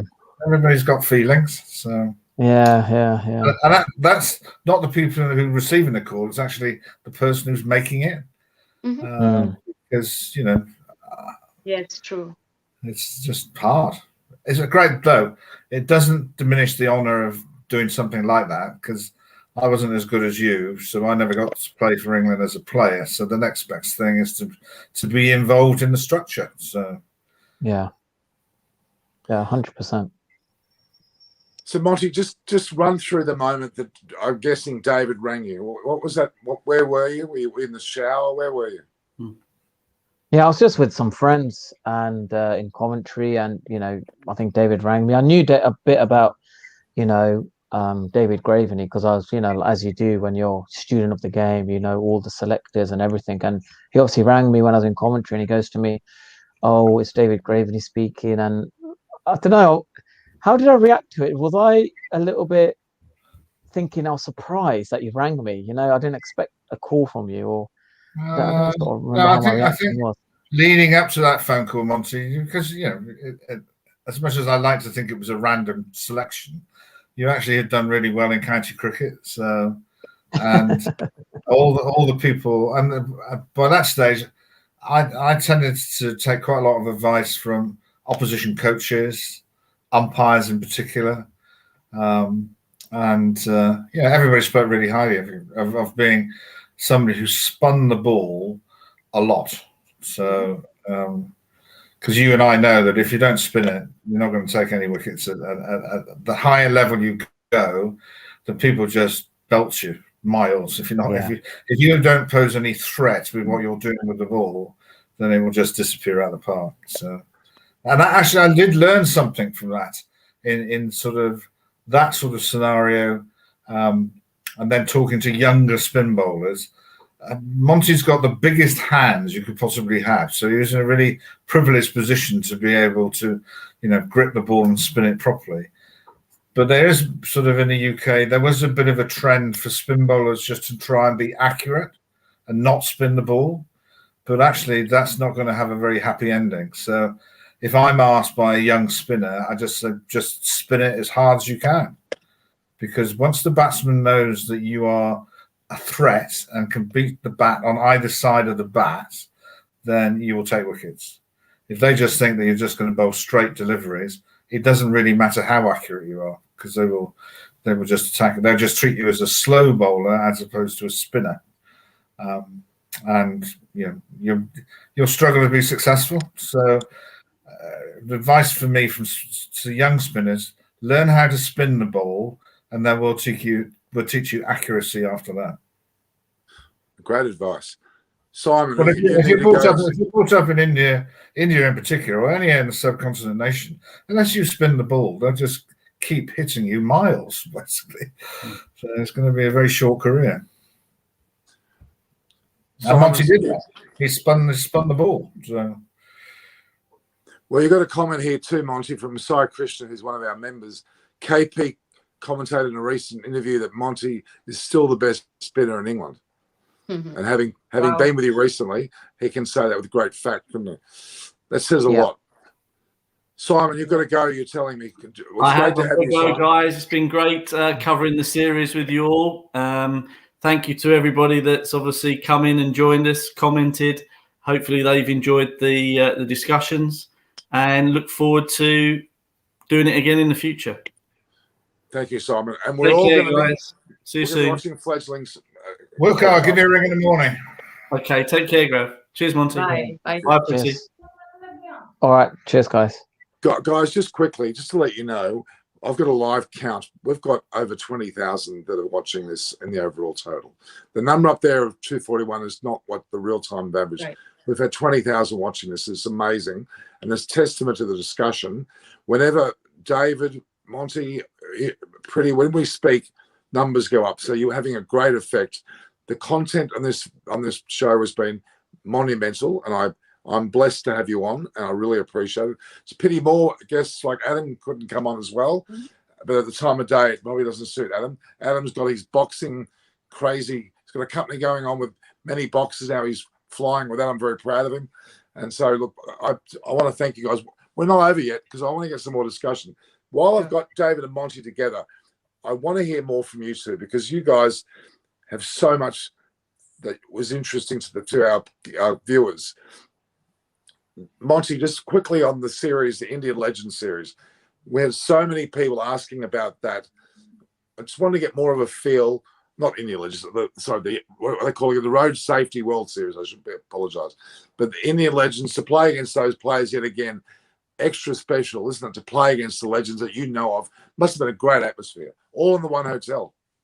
Yeah, it was a brilliant atmosphere. It was a brilliant concept, and I think they're going to try and make it even bigger. So, you know, it's got the potential to be like, you know, the retired sort of IPL version, and really, you know, be massive. Seeing all the legends of the game playing once again, and Sachin Tendulkar is obviously the biggest attraction there is. So, you know, just seeing that again will be absolutely brilliant. And yeah, there were some people who were saying, you know, maybe you should try and maybe, you know, play professionally again and try and see if you can do that. And yeah, I may give it a go, maybe a spin coach or whatever. But I'm also studying a master's in sports journalism at St. Mary's University. So, you know, there's that transition of, you know, becoming a media broadcaster as well. So yeah, just give it a go. You know, this summer's starting soon. The clocks have gone forward, so it's time to sort of explore cricket opportunities. Yeah, you're going to be a success whatever you do, Monty. You're very well loved. Not only in obviously in England, but in India, in Australia. And I'm going to be on the streets of Sydney tomorrow asking about a number of things, including the series. But I'm going to get a lot of people's take on you, Monty. I'm going to hear from Aussies on the street very randomly talking about you, and that's going to be very interesting. Yeah, I look forward to that, especially with the Ashes, you know, starting in this winter. Yeah, it'd be nice to have a trip down under and you know, do some broadcasting on how England hopefully have a successful time in Australia. But whatever it is hopefully be you know, it's amazing when we see England versus Australia. You know, it's always the pinnacle for any Test cricketer. I couldn't think of anyone better than you. Monty would just smash him, so it won't be a problem. Yeah, exactly. And David, you're breaking up, David. What did you say? I've come up with the reverse of the Glenn McGrath quote in 2005. Oh no! We'll win 5-0. Everyone's predicting an Australian win, just so you know. Well, I think I would have to say I think they've got some issues around the batting a little bit. Very much. But I think one of the going back to the Indian team, where I think they've done really well, is that they also had some issues about the top order batsmen over the last 5 or 6 years. And the fact that Rohit Sharma is now, I know they've always tried to get him in the team, either opening in the middle order or whatever. He has proven himself to be a consistent opener who scores lots of runs. Yes. And I think that's solved some of the, maybe not the missing bit of the jigsaw, but partly that they've now got a consistent opener, but also to be able to blood a younger opener with him, or Gill, or whether it be Shaw. And there's queues of young Indian batsmen that I've seen in under-19 cricket who are just fantastic talents.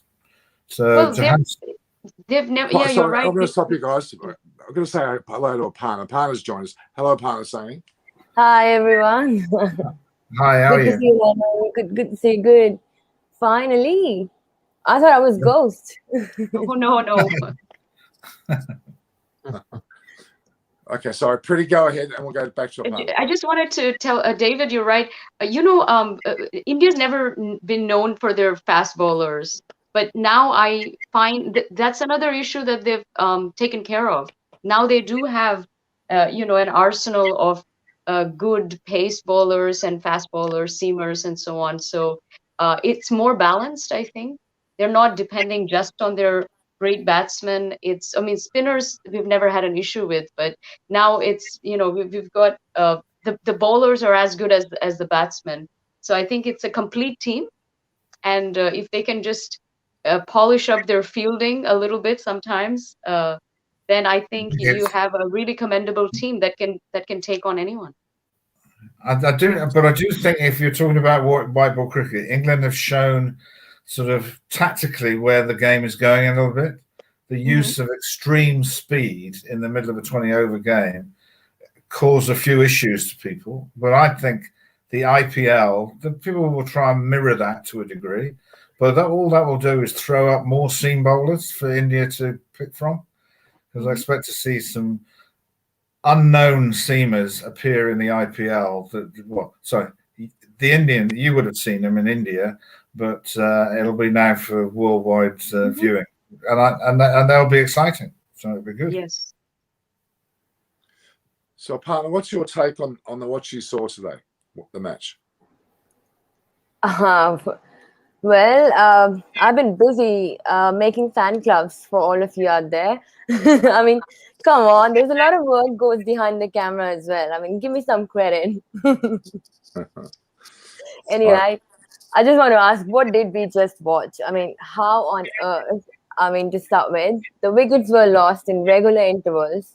It was just following the usual script of a chase gone wrong, put it that way. I mean, early wickets, poor shot selection, but it was the last bit that teams continue to take for granted.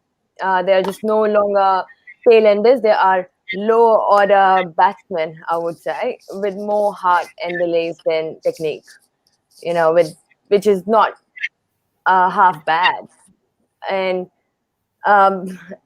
it took a disaster of an over by Shardul Thakur to send India into a panic mode, right?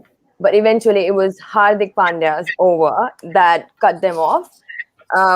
Incredible game altogether. I mean, leaving 14 for Natarajan, which he did well to defend, but India should learn this lesson. I would not say that this was a one-sided series. And, no, I think India should really open their eyes and realize how this was a seesaw, and they should learn from their mistakes in the upcoming matches. I mean, it's great that they won, but, first ODI was India's win. Second was brutally England's win. Third one was a seesaw until the end. So with India pulling their weight down at the right moment. And I'm happy that India's won, but honestly, there's more to that. Gee, you're critical of India. I thought they were great. So, it was a train wreck of a match. However, very worthy of a final. So we got to watch a real. At first, it was India's to lose, and then towards the end, it was England's to lose. And how can you have that in a game at the very end? Wow. Amazing. I'm just happy that India held their nerves in that last over by Nataraj. I mean, this guy is a hero. He could have been demonized if he had, if each of his balls had gone for a 4 or 6. It would have been game over, but he held his nerves, had some very good balls, and saved the day in a way. So happy to see that. I'll say India's rookie finally managed to redeem themselves after a reality check. That's what my take is. Learn from such games are priceless milestone in the growing stages of any cricketer, But India should realize that, it has got no context with ODI. I don't think so. Well, I'll leave it to that. But definitely interesting to watch till the last over, till the last very second ball, I would say. But it took them a while to panic, and oh my God, a lot of catches were dropped.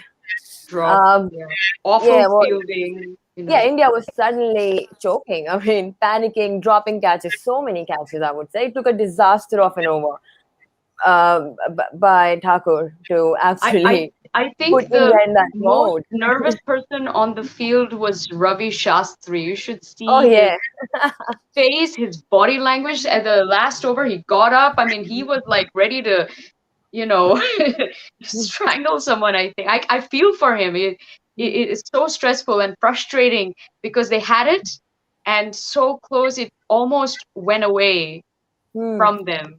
But the hardest thing is to watch when you can't influence the results.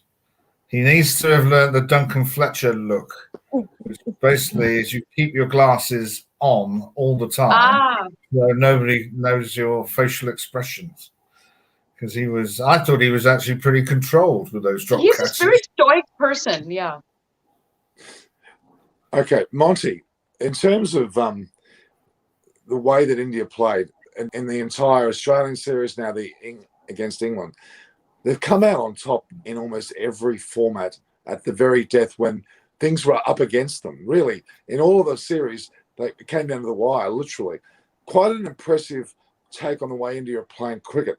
They fight to the very end. They can come out at the very end as victors. That's a very special trait. Yeah, it is indeed. And it comes down to actually how the young players enter the IPL. There's a lot of the youngsters who just go in there with a fearless approach. But that actually goes one step back, where I would say that ex-cricketers in administration roles really know how to, groom talent and bring it through the system. You look at in every IPL team, there's one player that is, really good. You have like the young leg spinner under 19s with Anil Kumble with Kings Punjab. You have the RCB left-hand opener. He can learn a lot from the Kohli, AB de Villiers, and Glenn Maxwell.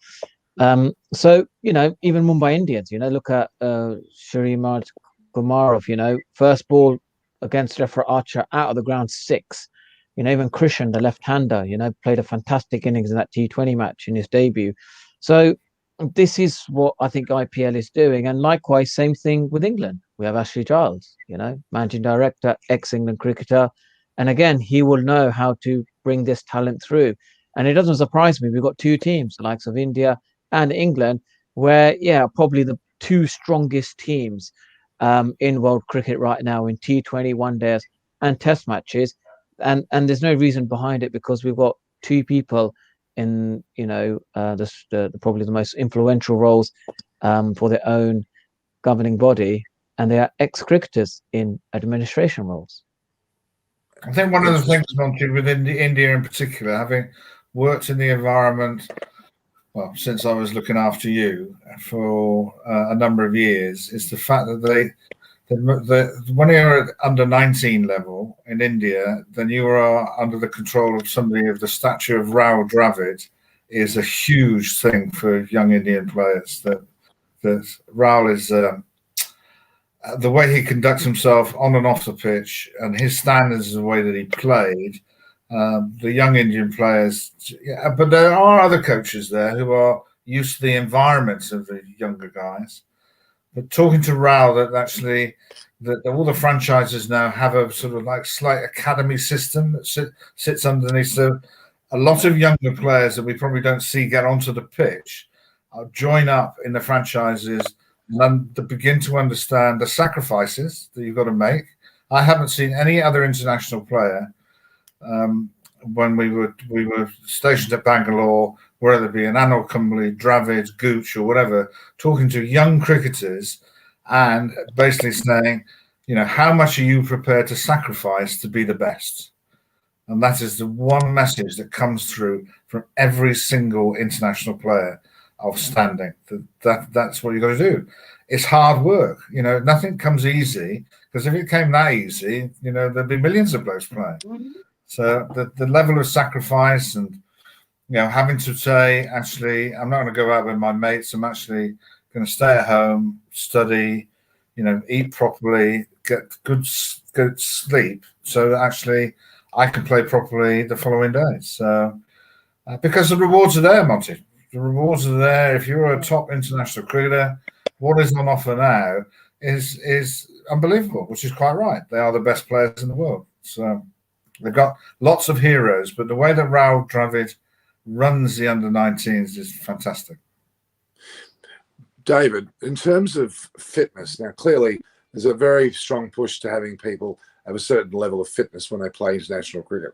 But you look at a player like Cornwall, who's playing for the West Indies. He's obviously clearly a sizable lad, but he's doing very well. He's batting and bowling very well. What do you think selectors need to take into account with a player that may not be physically at their peak or any peak, but should be capable of still playing at that level? What's your thoughts? I think it's a really sensitive issue, I would have to say, because if it was just a line in the sand, you have to reach these minimum fitness standards, otherwise you wouldn't play. the best player in the world to face Murali was Darren Lehman, and his fitness levels weren't as high as somebody else. Some people are different shapes. I think that as long as you, and I think it's got to start a lot earlier. We have to, and I find myself, interesting subject, and I'm not saying this because we have two ladies on the call, is that I spend a lot of time talking to the mothers of our best players in the country, for them to understand actually, nutrition is a really big thing for players. I'm not saying banning chocolate, because I quite like chocolate, but they have to understand how they fuel their bodies to be able to perform at the highest level. And actually being able to get that message across to mothers. And if Simon Willis was on the program, he would have the same situation when he was in Sri Lanka. And it's not, you're not setting harsh rules. You're just saying this would be better options for people to eat. That's all. So, but Cornwall, I would have to say, Norman, Cornwall is probably one of the bigger cricketers I've ever seen play at any level. So. But he continues to take wickets. He's getting runs. He's at first slip. Nothing goes past him. No. I think he's done really well. But he is taking on a little bit of a W.G. Grace image, really. Because by all accounts, he was a bit the same. So, at least, but he's good. He's obviously making a contribution to the team, which is brilliant. But it's funny. When I look at aspiring young players, at whatever age, looking at the cricketers they look up to, it may be a Kohli who's extremely fit. There are cricketers out there that are chubby, who play really well, and we want them to be able to have something to aspire to as well, because they see a guy like Cornwall. You're not talking about yourself, Norman. I'm not talking about myself. But I'd have to say I'm not really concerning poacher gamekeeper, but I'd have to say that Rohit Sharma might be having to look after his weight a little bit, because he's developing a little tummy on him for a young lad. He's always had a little tummy on him. Vihari is chubby, very, very overweight looking, but he played for his country. But you can go, and it's very apt in the Diamond Jubilee of Sri Lanka winning the World Cup. Yes. Ranatunga wasn't the slimmest item in the world, No. and Dilip Mendes before him wasn't particularly slim either. But I think don't forget Shane Warne back in the day. He was so cute. But he tried to do something slightly different, by taking slimming pills, but that didn't work out for him either. So. He sorted out his hair though. hair, teeth. He's got the whole lot, isn't it? Yeah, he's a Botox or whatever they call it. So I would have to say, Norman, actually, not to be flippant, and I think Monty would agree, as a pro cricketer in the modern era, is that there has been a lot more emphasis on fielding, sort of fitness, because there is no hiding place fielding-wise. T20 shows that up more than anything else. And the margins of victory are so small that actually misfields or whatever, this could have easily blown up in India's face as a result of dropping two pretty straightforward catches. Yeah. And I like that to then a couple of fielders under pressure and whatever. And I'd have to say that actually this is with no one in the ground. You can imagine what the atmosphere would have been had the ground been absolutely chock-a-block, which it would have been, with Indian just seemingly coasting to victory, and then it all goes slightly pear-shaped. Then the fielders would have been under certain pressure then. So, but I'm sure that's the case in the IPL. So, but fielding levels have been, just gone off the radar compared to what they were before. So. Some of the fielding in the Big Bash was like gymnastics, virtually, to stop the ball and throw the ball back, and just beyond my comprehension, I would say, would be the field I'd use. But when everyone's reaching peaks of fitness, it does sometimes belt out their skills a little bit. What I'm getting at there, they become so heavily geared towards fitness, they end up having soft tissue injuries because they're probably, in some cases, overly fit. There's a lot of pectoral injuries that occur as well. There's injuries that didn't really surface before. And I wonder whether we go too far. And someone who is a lot more relaxed, perhaps not as supple, but knows their limitations, can still play well, maybe not feel as well, but can do a bat sensationally like a Lehman, Inzamam al Haq, Arjuna. But these people, I still think we need a place for them. We definitely do. Yeah. What do you think? Yeah, I agree with you. I think that the smart players are the ones who know their limitations and certain exercises that you're doing. You know, I think fitness has gone beyond just being strong in the gym and more being strong for your body weight. It's all relative to being athletic for your body weight, and also diets become a huge importance. And sometimes just knowing yourself, as a cricketer and your limitations, how much training you need. I was recently, had a good chat with John T. Rhodes, and he said in Mumbai Indians, we will just do 5 to 10 minutes, really intense training, and that's it. That's all we will do. And in that intensity, you will able to cover everything in your fielding. And, I think a lot of these teams in the IPL and everything, they've become very smart. They know, like, this is the skill set you need. This is the type of training you need to do. And there's a lot to do with recovery, with, stretching is so important. Yoga has become massive. A lot of the players now do lots of yoga. I remember when I was training, there was a lot to do with, like, bleep test. I remember David Graveney said to me, Monty, I hope you're fit because you've got to do the bleep test. And after the bleep test, it moved to yo-yo test. And now it's moved to like a 2K run. You do a 2K run and that's it. So, it's, again, the successful sports people know their body, know their limitations, they know their skill set. KP's been brilliant at that. And that's why when we were together at this T20 thing, a lot of the players played together because we just got on the field. We knew we played together and that was it. And that was the key moment. The key moment was that it made it a lot easier because we all played together and we just go out there and perform. And for some people, they shy away from the challenge. And I think one thing, that's what David Graveney saw in me. He thought, the bigger the stage, the more Monty just relishes it and grows as a cricketer. And that was brilliant. For me, it was just the best moment playing against India. Tendulkar walking out to bat, and you hear the crowd erupt, and it's just like, this is where I belong. I belong at the center stage against the best players in the world, and enjoying the moment. And I've always done that whenever I was up against the best players. But you played. You shy away from it, Monty. The best players want to play against each other. You want to test yourself against the very best. So Sachin Tendulkar, you can't get any better than that. Actually, I bowled him to his first 100 in England when he was playing for Yorkshire. I think he was about 12 or 13 then, when he played for Yorkshire. He was just a bit bigger than the pads, those plastic pads he used to wear. And was he always as good as then, or you always knew that? Yeah, this guy. Once in a century. I think, and I'm not wishing to be rude because his record is just phenomenal, but there are more elegant players than Sachin Tendulkar. I just think Sachin Tendulkar is such an efficient player in terms of, he doesn't miss balls to hit. But I would say Rahul Dravid was a bit more elegant than him. And this is going way back, Monty, but if you're a student of the game, you would know these names.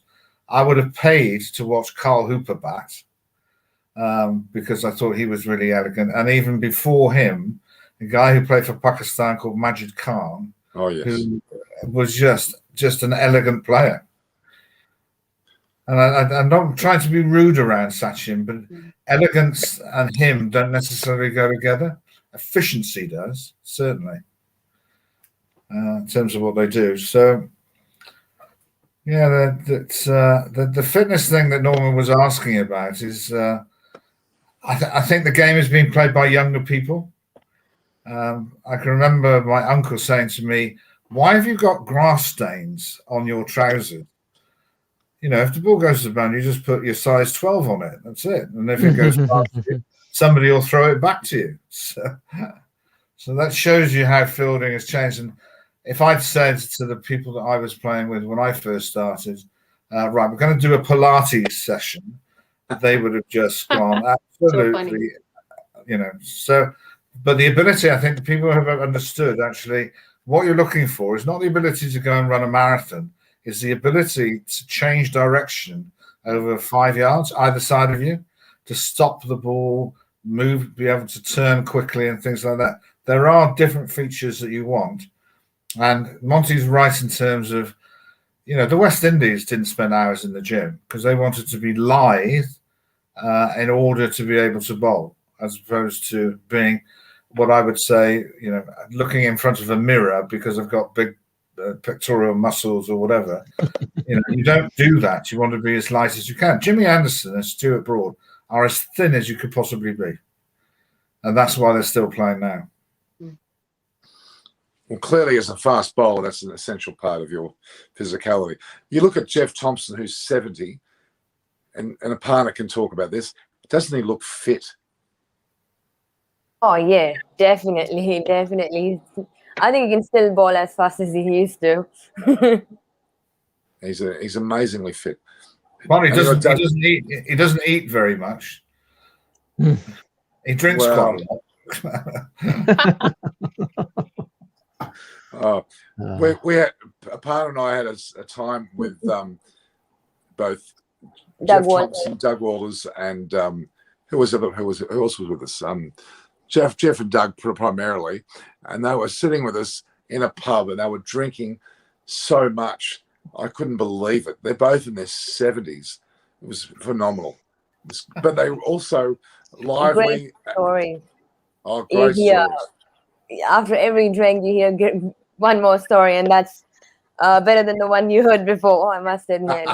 And then I rang David. I rang Neil Harvey, and they both.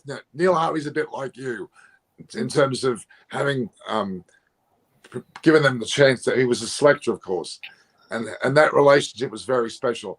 Not unlike you and Monty or you and Adam. To listen to Neil Harvey talking to Jeff Thompson, Doug Walters. Jeff and Doug sound like the students to Neil. It was a magnificent conversation.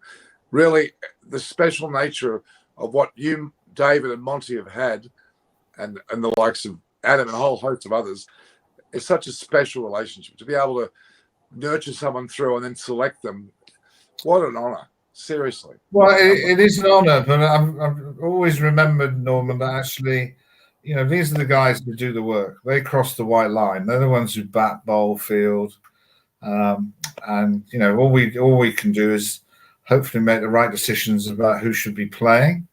But it's definitely in the hands of the beholder how that works out. I said to Jeff Miller is somebody that Monty would know because he replaced me, and he was. I said to him that these are the criteria. If the team wins, the players get the credits. If the team loses, it's the selector's fault. So as long as you're happy with that criteria, that's how you'll be engaged. So.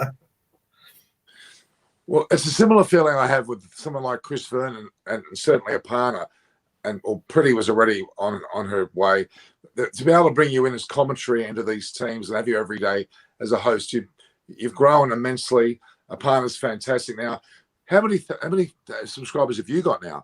3,000 with a bullet, haven't you? It's magnificent the way that Aparna has that. I think you would know it better than me, Norman. I haven't been looking at it. I've been off the game. You're doing wonderfully well. And Chris has got about 95 fan clubs, probably 94 of his own. I'm not sure, but the fact is, it's a lot of fun. So. Well, I've been doing all the homework. I've been making your goddamn fan clubs. All the chat that you say is made because of my IT speed. I've got four computers set up. I've been doing this all night. Man, I was like, I might as well come on the show and take a brag and just speak. It's like, man, come on, no one is recognizing me. Well, where's Chris gone? He has to thank me. I was becoming Chris today and Chris had a roast dinner. Chris had a roast dinner waiting for about half an hour that he was letting go cold. His mum was quite upset in the background. This was quite fun. Norman, I'm going to have to withdraw. Really? We've got to go and do some work. All right. So well, we've gone very close. Always a pleasure to see you, Monty. Always. Good to see you again, as always. Good to see you, mate. Yeah, I'll definitely give you a call. You look after yourself, Monty. All right. Get your yes, I will do, mate. Yes, right, then tell the world what to do through broadcasting. So every quids it. Absolutely. Ladies, pleasure to meet you. Norman, glad you're not having lunch, so that's a pleasure. So that's good. You're going to be on if you need my services in the IPO, because I will be watching. So you'll be definitely a part of that. Definitely. Anyway, thank you very much. Okay. And thank you. It's been a great honor. Thank you, Norman. Likewise. See you later. Thank you, Dave. We have been very, very blessed by his company, as we have with Monty. Now, Monty, you've got two of your fans. In fact, I'll make it 3 of your fans online with you now. So we should turn this into a fan hour for Monty, shouldn't we? Really? I mean, yes, absolutely. Yeah, why not? Yeah. Okay, Aparna, Pretty, ask Monty some questions. This is a great opportunity to go for it. Well, I think I had the opportunity to have interview with Monty with you, so I'll let Preeti go. You go, Preeti. Well, I mean, I questions like who's your favorite player, this and that. I mean, I think I have more. Look, I'm a kind of a deep person, so for me, when I want to ask questions of someone, they're a little bit more, that way. But I mean, where do you see the future of cricket? Because it's obviously the world has changed. I think there's a new balance of power, obviously, in the world as well. Are you happy in the direction that it's going? I mean, where do you see it in the next 10 years? Look, I think during this COVID, I can only speak from my broadcasting experience in the UK. We had West Indies, Sri Lanka just going on now. We had Pakistan, South Africa. We had India versus England. We had the T10 series. We're gonna have the IPL. Cricket's been non-stop. There's every day we can watch cricket in the UK. So I don't know if that same experience is replicated in other parts of the world. India is obviously going to be, massive in India. There's domestic cricket, there's international cricket. Cricket's always there. I hope that what we see in the UK from a TV broadcast perspective actually happens other parts of the world, or it's increasing. And end of the day, that's what you want. You want, like we have in England, we have the Premiership, we have the Championship, we have other divisions. Football's massive. Same thing here. We have franchise cricket around the world. We have the Sri Lanka League. So effectively, they are the sort of the sub leagues that are happening, and it's just creating a much better. You're attracting bigger audiences. You're getting more neutral fans who are probably increasing and thinking, yeah, we want to be watching more cricket, and cricket's growing. And that's, I think, what is happening, which is great. And why not? Why not make it more commercialized? Why not make it more of a, cricket become, similar to like American sports, more marketable? I think that's what we need. Yeah. So look, for me, I honestly, that's what I think where cricket needs to go, because cricket is from traditional, we got Test cricket, which is great. Pitches did have an issue, with India, but India needs to be a dominant force. India needs to be a strong force in T20, one dayers, Test cricket, in all of these aspects, because if India is strong, then cricket is healthy all around the world. So for me, I'm happy the direction cricket is going at the moment. That's a great point. If you a very controversial question on that note. If you would get a chance, let's say hypothetically, to represent India. Yeah, look, look, I'll probably, with my skill set, I'll probably get involved in the Test cricket. They'll probably, play me in that if I wasn't obviously playing. But you can see in the one days or T20, you got a bat and bowl. You look at Kuldeep, leg spinner Kuldeep Yadav, he struggles if he's not bowling well. So yeah, you can see that the transition more towards Test cricket. Can I just quickly ask, the Indian bowlers, you mentioned Kuldeep and Jadeja and even Ashwin, what conversations have you had with those guys? Because that I'd like to be a fly on the wall, because I'm pretty sure that Ashwin and Jadeja admire you greatly, because you were a forerunner to them. You bowl against Sachin, you did so well against Sachin. They're great adjudicators of the sport. They would love to talk to you. What questions have they asked you? What conversations have you had? I haven't spoken much to Jadeja or Ashwin. I think what I look at Ashwin is more of a guy who always subtly is improving his game. He's confident enough to know what he's doing. You can see the different seam position he changes, trajectory, speeds, and I think that sort of stuff maybe not everyone is able to watch, and only maybe myself, who's a specialist spin expert, understands what he's doing. You can see how he gets that ball to turn sharply, with the ball being, I've got a cricket ball here, 1 o'clock to 7 o'clock seam position, then he changes it to 8 to 2 o'clock, and they change the trajectory. These are the subtle variations that he is absolutely brilliant, to do. So he sets the batsman up. He'll bowl more of the square spinner, then he'll get the batsman to plant their foot, then he gets that ball to dip a bit more, with the seam position being a bit more pronounced, and he gets it to bounce and does all of that. You can see the subtle stuff that he's doing, but that's what makes him, I think, one of the world's best.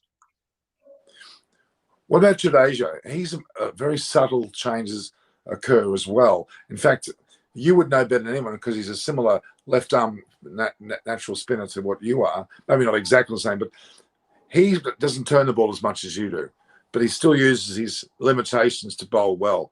Go through that. Yeah, he isn't as maybe has subtle variations as Ashwin does, but I think he just has a really good stock delivery, bowls wicket to wicket, and he gets that ball to turn quite sharply, and he does that really well. But I think him and Ashwin together takes the pressure off Jadeja, being as the frontline spinner. So yeah, his batting being so well, and he's a great fielder, I think it just takes that whole pressure off his bowling. So he knows that if I'm not going to bowl well, I can contribute with my batting or my fielding. And then that actually enhances his bowling itself. It's when, like myself, who's a specialist spinner, and just everything's banking on my bowling. And if that doesn't go well, then suddenly the pressure's, how do I then get myself into the game from other areas, fielding or batting, which, is probably slightly more limited compared to, Jadeja. So that's why I think Jadeja's a brilliant cricketer, because he's able to then, bounce off his other skills and still have an impact in the game. Excellent. Partner, so we just lost her. She'll be back in a second. Go ahead. I've got a question. There's obviously T20, IPL, I guess is it the 100? I mean, these smaller format games are so incredibly popular with the youth all around the world. They're commercial, they're viable. They just seem to be more feasible as well in some cases, logistically and so on. Do you fear that the popularization of the shorter format game affects the Test cricket, or even ODIs in some cases? Because compared to T20, I mean, ODI is a much longer format. So do you see the popularity only enhancing? Do they sort of both benefit, or do you think that there's a tussle now between the longer formats and the shorter ones? Look, you look at the Test match we had in Brisbane. We've seen some of the great Test matches, Sydney, even some of the fascinating ones in India recently. Test cricket will always be there. That's the bread and butter. That's like the main meal. It's like you can't have a starter and a dessert but not have the main meal. So you've got to have Test cricket. Will always be there. Whatever you say, the next 50 years, 100 years, Test cricket will always be there. It doesn't matter. You cannot get rid of, the bread and butter of cricket, where you learn your skills as a bowler, as a batsman from red ball cricket. That will always be there. Doesn't matter if you have no crowds, don't have any crowds, Test cricket will be there. One game which may evaporate, it could be the 50 over game. Even I was watching it after playing T10, and 2020 cricket, I was thinking 50 overs is actually quite a long time. It takes a whole day to watch. And what are the benefits of 50 over cricket now? From a commercial perspective, could we see it shortening? It really depends with 50 over. When the World Cup happens, is there enough revenue being generated? And if that's the case, then yeah, 50 over will remain. But if it isn't and it starts diminishing because T20 is taking over, we could potentially see the last World Cup in 2023. And then after that, it'll probably be just T20 and T10 cricket. I hope that's not the last World Cup. I mean, I love ODIs, and for so many decades, the world, when they think about World Cup championship, it's the ODI World Cup. So it would be a shame if that didn't continue, and that's the real test anyway. I think every 4 years, all these countries, they gear up and they want to win that so badly. Apam, your thoughts? Yeah, no, I think definitely T20 is the new trend, and but so far there's Test, which is the original form, and people still watch it with same enthusiasm. So I think it's going to be far off before we can forget about ODIs. But T20 is definitely, I think it's got more popularity, as I said, even on the stats. Because people don't have time these days in fast-moving lives. So T20 is the go. They still want to be connected with cricket. They still want to enjoy. And India, it's got a huge fan following for cricket, die-hard Indian fans. Like, as I always have said, in India, cricket is not just a sport, it's a religion. It's an emotion. And they really do take it that way. And I'm glad to be a part of something which is more than just a sport. So, Monty, just quickly, in terms of the Australian and England Ashes series here in Australia this summer, I'm going to see what we can do. If you don't get Channel 7 listing as you should, Akash Chopra move over, bring in Monty Panesar. To me, that's what I see you as a potential, really, to be Akash Chopra for that series. And I'm going to see what I can do in my humble way. We'll try and get you here. And if no one else, we're going to bring you there. I'll get sponsors to bring you there, and we'll get you funded because you have to be there. You better record this, Monty. I don't need to record. I trust Norman when he speaks. No, I mean it very seriously. I do believe that. Yeah. Every time you go on air, people really are listening to you. That you're not just a cricketer who's commentating. You're a commentator, and that's I agree. And especially that spin bowling. And I'm still you should be like you got who was it? The fellow with England now, Patel. And I'm not knocking him. I'm sure he's doing a good job. But I just don't know why you wouldn't have been given that role. To me, I can't comprehend why you wouldn't be given that role. Really? Yeah, that's something. Look, I probably will speak to county coaches, get a feel, see if there's an opportunity somewhere where I'm more, it's got to be a win situation for both. So they've got to think that I'm there to help their young spinners in the background. And then maybe once the wickets gets a bit drier, they'll think, okay, if we need an experienced spinner with Monty because the youngsters are struggling, yeah, give Monty a game. He's there to help us maybe win a few 4-day games. But also the bigger picture is he's going to help develop our young spinners. So, that sort of role where the county actually benefits. They think it's not just about Monty playing cricket and taking wickets, but it's actually helping a long-term, media term, where the young spinners from the academy learn, benefit from me training with the first team, bowling a side by side, watching me bowl, helping them, that I bowled. It's that's the kind of relationship, I'm looking to see with the county teams. And it's a difficult situation because I'm also studying as well and doing broadcast journalism. So you kind of think, where does the opportunities lie? I spoke to KP about it. He goes, mate, I can bat really well. I can probably bat better than the England team. They're just, they're not on the same par. But he goes, I've moved on now. I've done my career and I'm more into, commentating. And sometimes it's a difficult one. If I play, it's taking a left. If I commentate, become a broadcaster, if opportunities, that's taking a right. So I'm at crossroads and I'm just who knows? It could be left or right, but you never know. I think Norman you're could not maybe. done, Monty. You're not done yet. Huh? That's you still got that spark. If you can't Yeah. make sense with it because you're not done, let me frame it out for you. I think you're not done. You've got some unfinished business, I reckon. Look at the way you played in the Road Safety World Series. That was you took in that one game. You took Tendulkar, Yurav Singh. Was it Sehwag as well? Yes. And those guys are still up at the top of the game. Yeah, very much so. So yeah, look, I will I'll probably try and see if I can reach out to some counties, see what the reaction is, and get a feel. Hopefully there's an opportunity somewhere to give me that chance, and also to get back playing again. But what about in India? What was the interest levels in India for you? Yeah, interest has been really great. I'm sure they're going to do this series again. So it could be potentially just thinking, well, actually, you know what? Just play these series. Play a bit of franchise cricket, but it's a retired legend series, so you've got to be retired to play in it. And it could be just thinking, well, why don't you just play in these leagues and then just do media broadcast commentating? That could be a much easier transition than trying to, play there. But I don't know. I've got to probably have to look at all options and see, where the opportunities lie. Pretty. I know you want to ask more questions.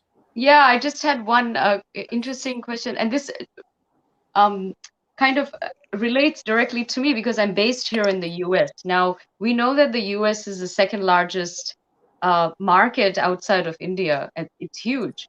It's a large diaspora here, and there's some Native American. I mean, there's some Americans who also tune in to cricket.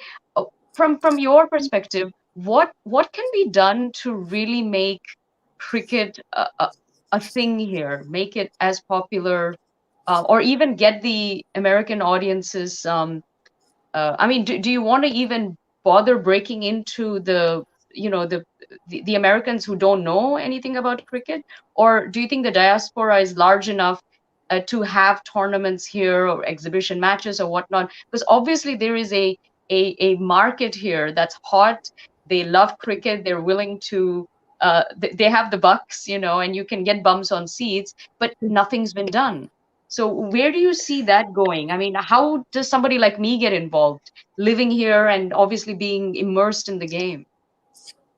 Well, I think what you should do, you're there, what the landscape looks like of America. Like I've went to some NFL matches in England at the Wembley Stadium, and I looked at the marketing and I was blown away. I was like, you can see why NBA, NFL, baseball just absolutely saturate the market.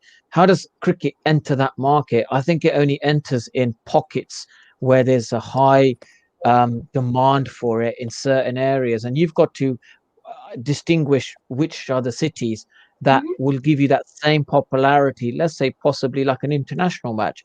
And that could be the starting point where you just think, right, we're just gonna just focus on these areas and maybe start having exhibition matches, start maybe getting West Indies to play international matches in America. So like we had Dubai with Pakistan, you can have West Indies one-day matches, T20 matches, have a cricket ground that is designated around there. If the real commitment is there from the American government or that local area, have a cricket ground just built just to play, have agreement in place, where West Indies play T20 matches for the next few years at that ground, have these kind of long-term, projects in place where you think, right, gradually we'll, West Indies coming over, great. India, West Indies, 5 T20 matches in America in one massive stadium. Have a cricket ground there is a great starting point where you get loads of people there. And then the Americans need to start seeing it, right? This is what cricket can bring to America. I think that would be a nice starting point if there is a cricket ground in America at the moment, or a cricket ground, and you can have just a portable sort of seating, have it around it or something like that, something where there's a commitment and you think, yeah, we're serious about this. That's a fantastic idea. I will get to work on that. Yeah, you should lead that. You never know. pretty. You could be famous all around the world, you know, if you can get Cricket into America, I know this entity exists, but who are they? What are they doing? I should be Cricket America, or I should really seriously set something up like that. You're there. If I was in America, that's what I would be doing. That's great advice. The landscape of Cricket America, I know a lot about. There's a center of attention in Florida, like Jeff Crow, Martin Crow's brother, who played for New Zealand. They have a center in Fort Lauderdale. A very strong hub there with both West Indian cricket. Sri Lanka have played New Zealand there on a number of international matches. That's a hub. But you're right. I don't think you necessarily have to go into their bandwagon, because I wouldn't say they're a bit ineffective, but it's an interesting dichotomy that you really need to consider what you can do, because I think there's an excellent opportunity there. It still has not been nailed down. Despite being the second biggest audience in the world, it still does not have that thrust. It has teams that are in the top 25 in the world now, but they're still somewhat fragmented. Huge opportunity. And you got Monty there who could come over there. Monty, have you been to America? No, I haven't been to America, and that would definitely you got to come to Las Vegas. Let's host something in Vegas, baby. Absolutely, I would love to do that in would Vegas, be awesome. and you know, work on these different projects, because you know, if we can bring cricket to America, then I think that would be amazing. Or even start developing fixtures. You know, look, I think West Indies playing T20 cricket in America is a very easy starting point, and you know, that could work, especially with India. You know, instead of playing in the West Indies island, maybe start having one of them in Florida, for example. It seems to be like quite a common place where a lot of West Indian, you know, people are. So that's the sort of, you know, transition you need to start working with. And also you need to work out with West Indies, economic perspective, whatever it is, right? Do they really want to go into America? Or do they think, actually, no, we want West Indies as our home. We want to keep it all in West Indies, you know? That's something you got to like work out yourself. And I'm sure you'll know. But yeah, if we can set up a meeting and you think, Monty, you know, come over to America and let's make it happen, I'll be there. I'll be in Vegas, and let's do that. Okay. I look forward to it. You got New York as a hub. You got Florida as a hub. You've also got California as a hub. They're the three, what I'm aware of, are very strong hubs of cricket. They've got obviously the subcontinent numbers are phenomenal, and not just India, Pakistan, Sri Lanka, Bangladesh, English, Australian, New Zealanders. They're all there. It's huge, and I can tell you the statistics are not lying. India is about 70%, but a good 10 to 15% is America.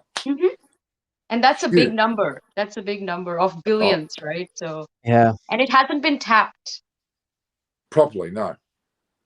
Okay, that's something we can do then. Yeah, definitely. I think there's something brewing here. 100%. That's a great idea. Great idea. In all seriousness, you need to make this happen. You really need to make this happen, because people listening right now are 10 to 15% American. That's great. And Canada. Aparna, you've been quiet. I want to hear from you. Aparna's cricket conversation with Aparna saying you're going to have 100,000 subscribers by the end of 2021, I'm predicting. Oh, well, if I have the consistency is the key to success. No, you will. Aparna, you have burning questions for Monty. Well, I think when you're starting that project, and I've got a role in me and Norman, probably in that little venture of yours. No, that's quite interesting, actually. I did not know. How many did you say, Norman, from America that are between 10 and 15%. Oh, that's it. Which is, and the rest from India. Which is bigger than Pakistan, bigger than Bangladesh, bigger than UAE, let's say, bigger than England, bigger than Australia, New Zealand. It's phenomenal. That's huge, yeah. No, I did not realize that. But yeah, no, for sure. I mean, why not cricket that much recognized in America? I often wonder. But I think there's a lot of Indians out there as well. I've got half of my family moved there. Yeah. I think that's Canada and America is one of the other places where you know, Indians' preference of choice to move to. And we should target and provide something for them. For all Indian diehard fans out there, I think there's more number just to be targeted with Indians only to start with. Oh, absolutely. I'm just waiting on Monty's probably just lost his connection. We'll give him a minute back. Yeah. We have gone 2 hours and 19 minutes. I love it. And it doesn't feel like it. To me, No. at least, we've had an amazing session. We've got, at this point in time, 25,600 people have been viewing this. I've got a number right in front of me here, and it's going up. That'll probably go to double when people look at that whole number. This will be our biggest show. Well, I think deservedly so. We had an incredible bunch of people. David Graveney is not to be sneezed at. Amazing guy. My centerfold comment didn't go down too well, I don't think, but he's very sweet. Yeah, he's a lovely guy. And obviously, I know Adam's been watching as well, but it's time of day not good for him. His boxing championship's gone. The reality is that you two ladies now have done brilliantly, and I must say there is a huge potential for development in America. Yeah. The American audience people, we need to hear more from them on the chat line, and I know they're there. The reality is we shouldn't downplay what America's done. I think Monty and Pretty and Partner, you guys are not as aware as what I am about. They are doing pretty well. There are some so-called little moguls running around with I shouldn't say little, they're big, but they are a bit like anyone is. They take on slices of the American market. There's been issues in the past with who actually leads cricket America or USA cricket, but I don't think we need to worry about that. It's more the coverage is there. New York, California, and Florida are massive hubs. It spreads through other parts like Texas as well. Yeah. They had a series there about, I think, 2 or 3 years ago where Sachin and Warney brought cricket to America. They're playing at all the baseball stadiums. Did you see that? I wanted to actually watch the physical game. I heard about it. Yeah. Yeah. Well, it was amazing. And my friend Kunal Sharma from Spartan was heavily involved at that stage. It was amazing. But it was a one-off. They haven't done it each year. And that's what annoys me, because one great tournament, which goes really well, and then you don't follow it up with consistency. It's a bit like this show. I'm on every day. People know it's there. You've got to have regularity, don't you? You have to do that. It's people know at 10:30 my time. Sorry? Consistency is the key to success, Norman. As I said, well, Kamil Khan was doing some cricket sort of a new venture. What was that? Was it by Kamil Khan?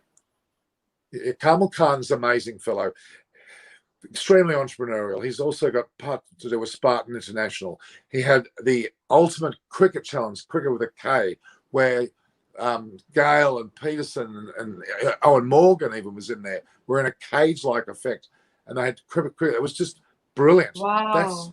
It's so innovative. That concept would work in America for sure. Then you've got the T10 cricket, which they're playing, I believe, in Pakistan and UAE, which is, again, incredibly fast-paced. They're Kamil Khan's heavily involved. A great friend. In fact, I think he's in quarantine as we speak. He's probably listening to the show. He's back in Australia. I'm going to try and bring Kamil onto the show. He pronounces his name Camille, but I call him Kamil. That's just me. Amazing guy. He bowls. I don't want to say his age. I won't say his age, but he bowls 135 kilometers per hour, and he's well past the age you should be bowling that fast. Amazingly fit guy. We saw incredible entrepreneur. Norman. Well, partner, we can have a meeting with him any day because he's in Sydney, so we can have a talk to him. Mind you, he's never really. I would have loved to catch him. Well, you've met him, of course. We played that game of cricket. Where was it? Down at Barrel? Where was it that you met him? Yeah. Yep. Amazing guy. But Pretty, I'm very serious. We've got the viewers on deck. Yeah, we need to. We'll really sit down and because I'm seeing myself, my skills, my interests, where I can serve this sport the best, and there is a niche there that only I could do. And I think this is in this untapped market. I have to find that and drive and make that happen. And I know that I can do it. It's just a matter of really refining what that is, you know, whether it's a tournament or this, or how do I get involved. But there is something out there for sure. Yeah, Anuj Jingle, as I said, Monty didn't get a proper send off of the show. I think Monty lost his. I think his battery was flat. It's not based on him not saying goodbye. He just messaged me to say his battery's low, and he waited too long and he's gone. He'll come back when his phone's charged. Anuj Jingle, I've got to have a bit of a go at you. He said Monty. Okay, Monty didn't even go. Okay, but he also said, oh no, it was actually Niraj Yadav. Niraj Yadav says, here, I'll put it on the screen here. I always used to listen to Norman, but today I'm not able to focus other than Aparna. Thank you very much. Okay. Should focus on me too. Of course, you're pretty. There's about 95 other people saying the same thing about you. Don't worry. You know. In fact, he makes a further comment. He makes another comment. Norman, how do you feel doing your show with two beautiful ladies? Very good. Oh, that's great. All right. The reality is that we have a great set of viewers. We still have a number of viewers online. We're going to have to consider wrapping this up shortly. Just so, Aparna, with your cricket conversations with Aparna Saini and your platform, the Pretty Effect or the Pretty Experience. Pretty Experience, yes. So tell me the difference between the Pretty Effect and the Pretty Experience. Well, the Pretty Effect is my handle on Twitter and Instagram. And it's, you know, it was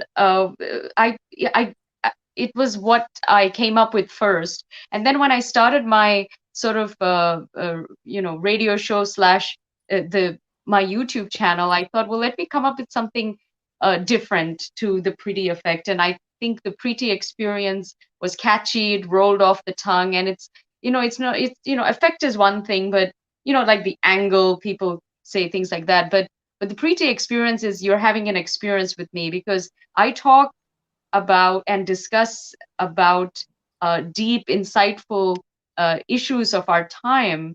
And the way, you know, I have my own way of asking questions, whether it's a monologue or a discussion, debate, interview with someone, or if I'm being interviewed by someone. And it's looking at everything in a more humane, holistic, and spiritual, global perspective. That's why even for me, cricket, you know, everybody comments, all the commentators, they're commenting on a game. For me, I'm looking at this geopolitical beast that's cricket and what those ramifications are. That's why I asked those questions to Monty. You know, I that's how I sort of, my mind is wired. Like in the grand scheme of things, where does cricket fall? What does it mean for the world? Specifically, does it mean for India? Because India is really now the international hub of cricket. And honestly, if you want cricket to be shining for the next 100 years, only India can do that. I hope people realize that, because you'd be surprised. Sometimes when I hear Chris, I think people like him don't understand that. They think that the baton is still with them. And I think we've moved on from that point of view, especially me coming from a geopolitical perspective. I see how the world is changing. Powers are shifting. Balance of powers is shifting. So I think India is incredibly important to cricket, as cricket is incredibly important to India. And I'm happy that it's in safe hands. I think the board, BCCI, is doing a great thing. I mean, Ganguly, Dravid, fantastic people who are passionate and lots of integrity, I think.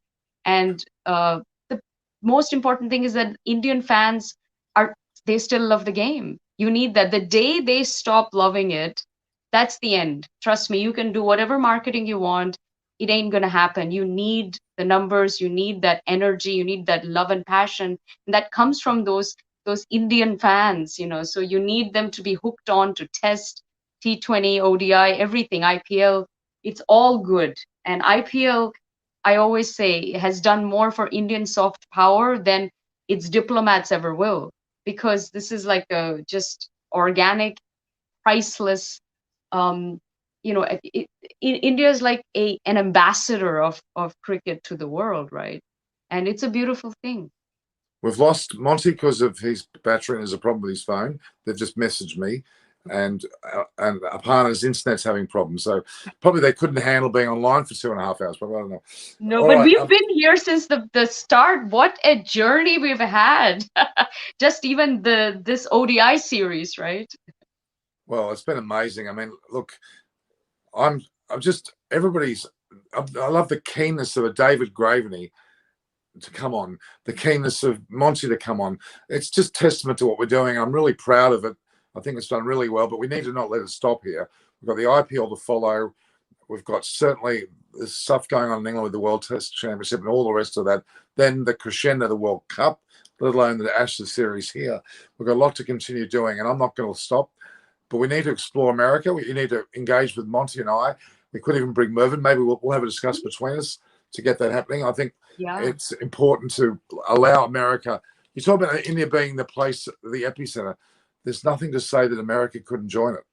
Yes, and it'll aid it in some way. I'm sure the two can work well together, and it'll be Indians in America, I think, ultimately who take this forward. People like myself, we can do something about it if we make it happen. I did want to ask you what your prediction for the World Test Championship. What's your honest feeling about it? And then I'll share mine. I mean, you'd have to still go for India, but New Zealand are going to give them a real shake. I hate to say this, but New Zealand just don't get across the line in major final championships. They've played Australia many a time in various formats, whether it be the World Cups. They always do really well. They do sensationally well to get there, but something doesn't quite go their way when they play that match. I'm not saying it's going to happen here. If New Zealand can break through, wonderful. But I do think India's got this world stage dominance, and they've proven it in Australia and now at home. When it comes to the crunch, they won this match. You've got to congratulate them. They waned in this match, but they still won. Yeah. And a test, I was just telling Chris, because he made a point, you can't win a World Cup with this kind of bowling and fielding. And I said a series win is a series win. And World Cup win is a World Cup win. It as long as you get over the line, it doesn't have to be pretty. You just need to be able to get over the line, and champions are able to do that, and that's what differentiates them from lesser teams, I suppose. For me, I think I would hate to see the pitch and the weather play such a big factor for this World Cup. I don't want to see that. I hope it comes down to skill and dynamic and competition between bat and ball, and just may the best team win. I mean, there was so much talk about the pitch when they played here in India. Well, when India goes over there, that pitch is not the most conducive to Indian batting or bowling. But we obviously we take it on the chin and do our best, and we have won it on those kind of pitches too. I hope that the Southampton pitch and the weather on those days will be more fair, and it'll be an even game, and then it just comes down to merit and who plays the better game. I think India is a more complete team. I think New Zealand is over dependent on Kane Williamson, and if anything happens to him, if he's having an off day, if he has an injury, they have great bowlers, seam bowlers, but I don't know if their batting lineup is that deep and that good. If India can come up with the goods, I think they will take this. They deserve it. Let me say that if they end up winning, if India ends up winning this, I think they are deserving of it for sure. Oh, for sure. New Zealand have an opportunity to play matches before that. They're going to have a bit slight advantage because of that. But what Chris said was true. What if they lose? It will affect their. I mean, yes, it's nice to get a warm up, and if it's in Southampton, in that particular stadium, it's even more kind of unfair, I suppose, that they get to have a warm up. But if they don't win those two, or if they lose both, then it will affect their confidence, and then when India comes, it'll just be a repeat of that, It's interesting, the word Southampton. I always get that in my thoughts. I actually think it's Hampshire is where this is actually played.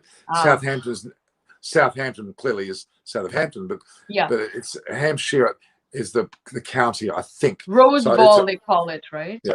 Rose Bowl or Ageas Bowl, one of the sponsors. Just quickly, there's a Niraj Yadav who said, don't you think cricket is limited to only top 18 country playing nations? No, I don't think it is at all. It's played in 120 countries around the world. It's the second biggest game in the world when you look at all vectors. Yeah. Yep. But there's 25 to 30 teams that are now vying for the top 10, 12 positions. So it's there's expanded. A lot more. Oh, gotcha. Yeah. The Asia Cup is the best example. There are, as I said, Bhutan, Maldives, all these unusual countries are now coming to the fore. Oman has reached the pinnacle. It's Malaysia, Indonesia. Oh, it's just It's we could see centres occur in countries like Malaysia, Indonesia in the future. Again, expats, yes, but it's there. Even Fiji, which I believe has Neil Maxwell. Plenty of Indians in Fiji. Yeah. Oh, very much so. Very cricket mad there. All right. Aparna's saying she wants to rejoin. I don't know whether she's going to be able to do that. Yes. So yes, there's Aparna's we haven't changed links, even though we've gone for ours, we've got the same link.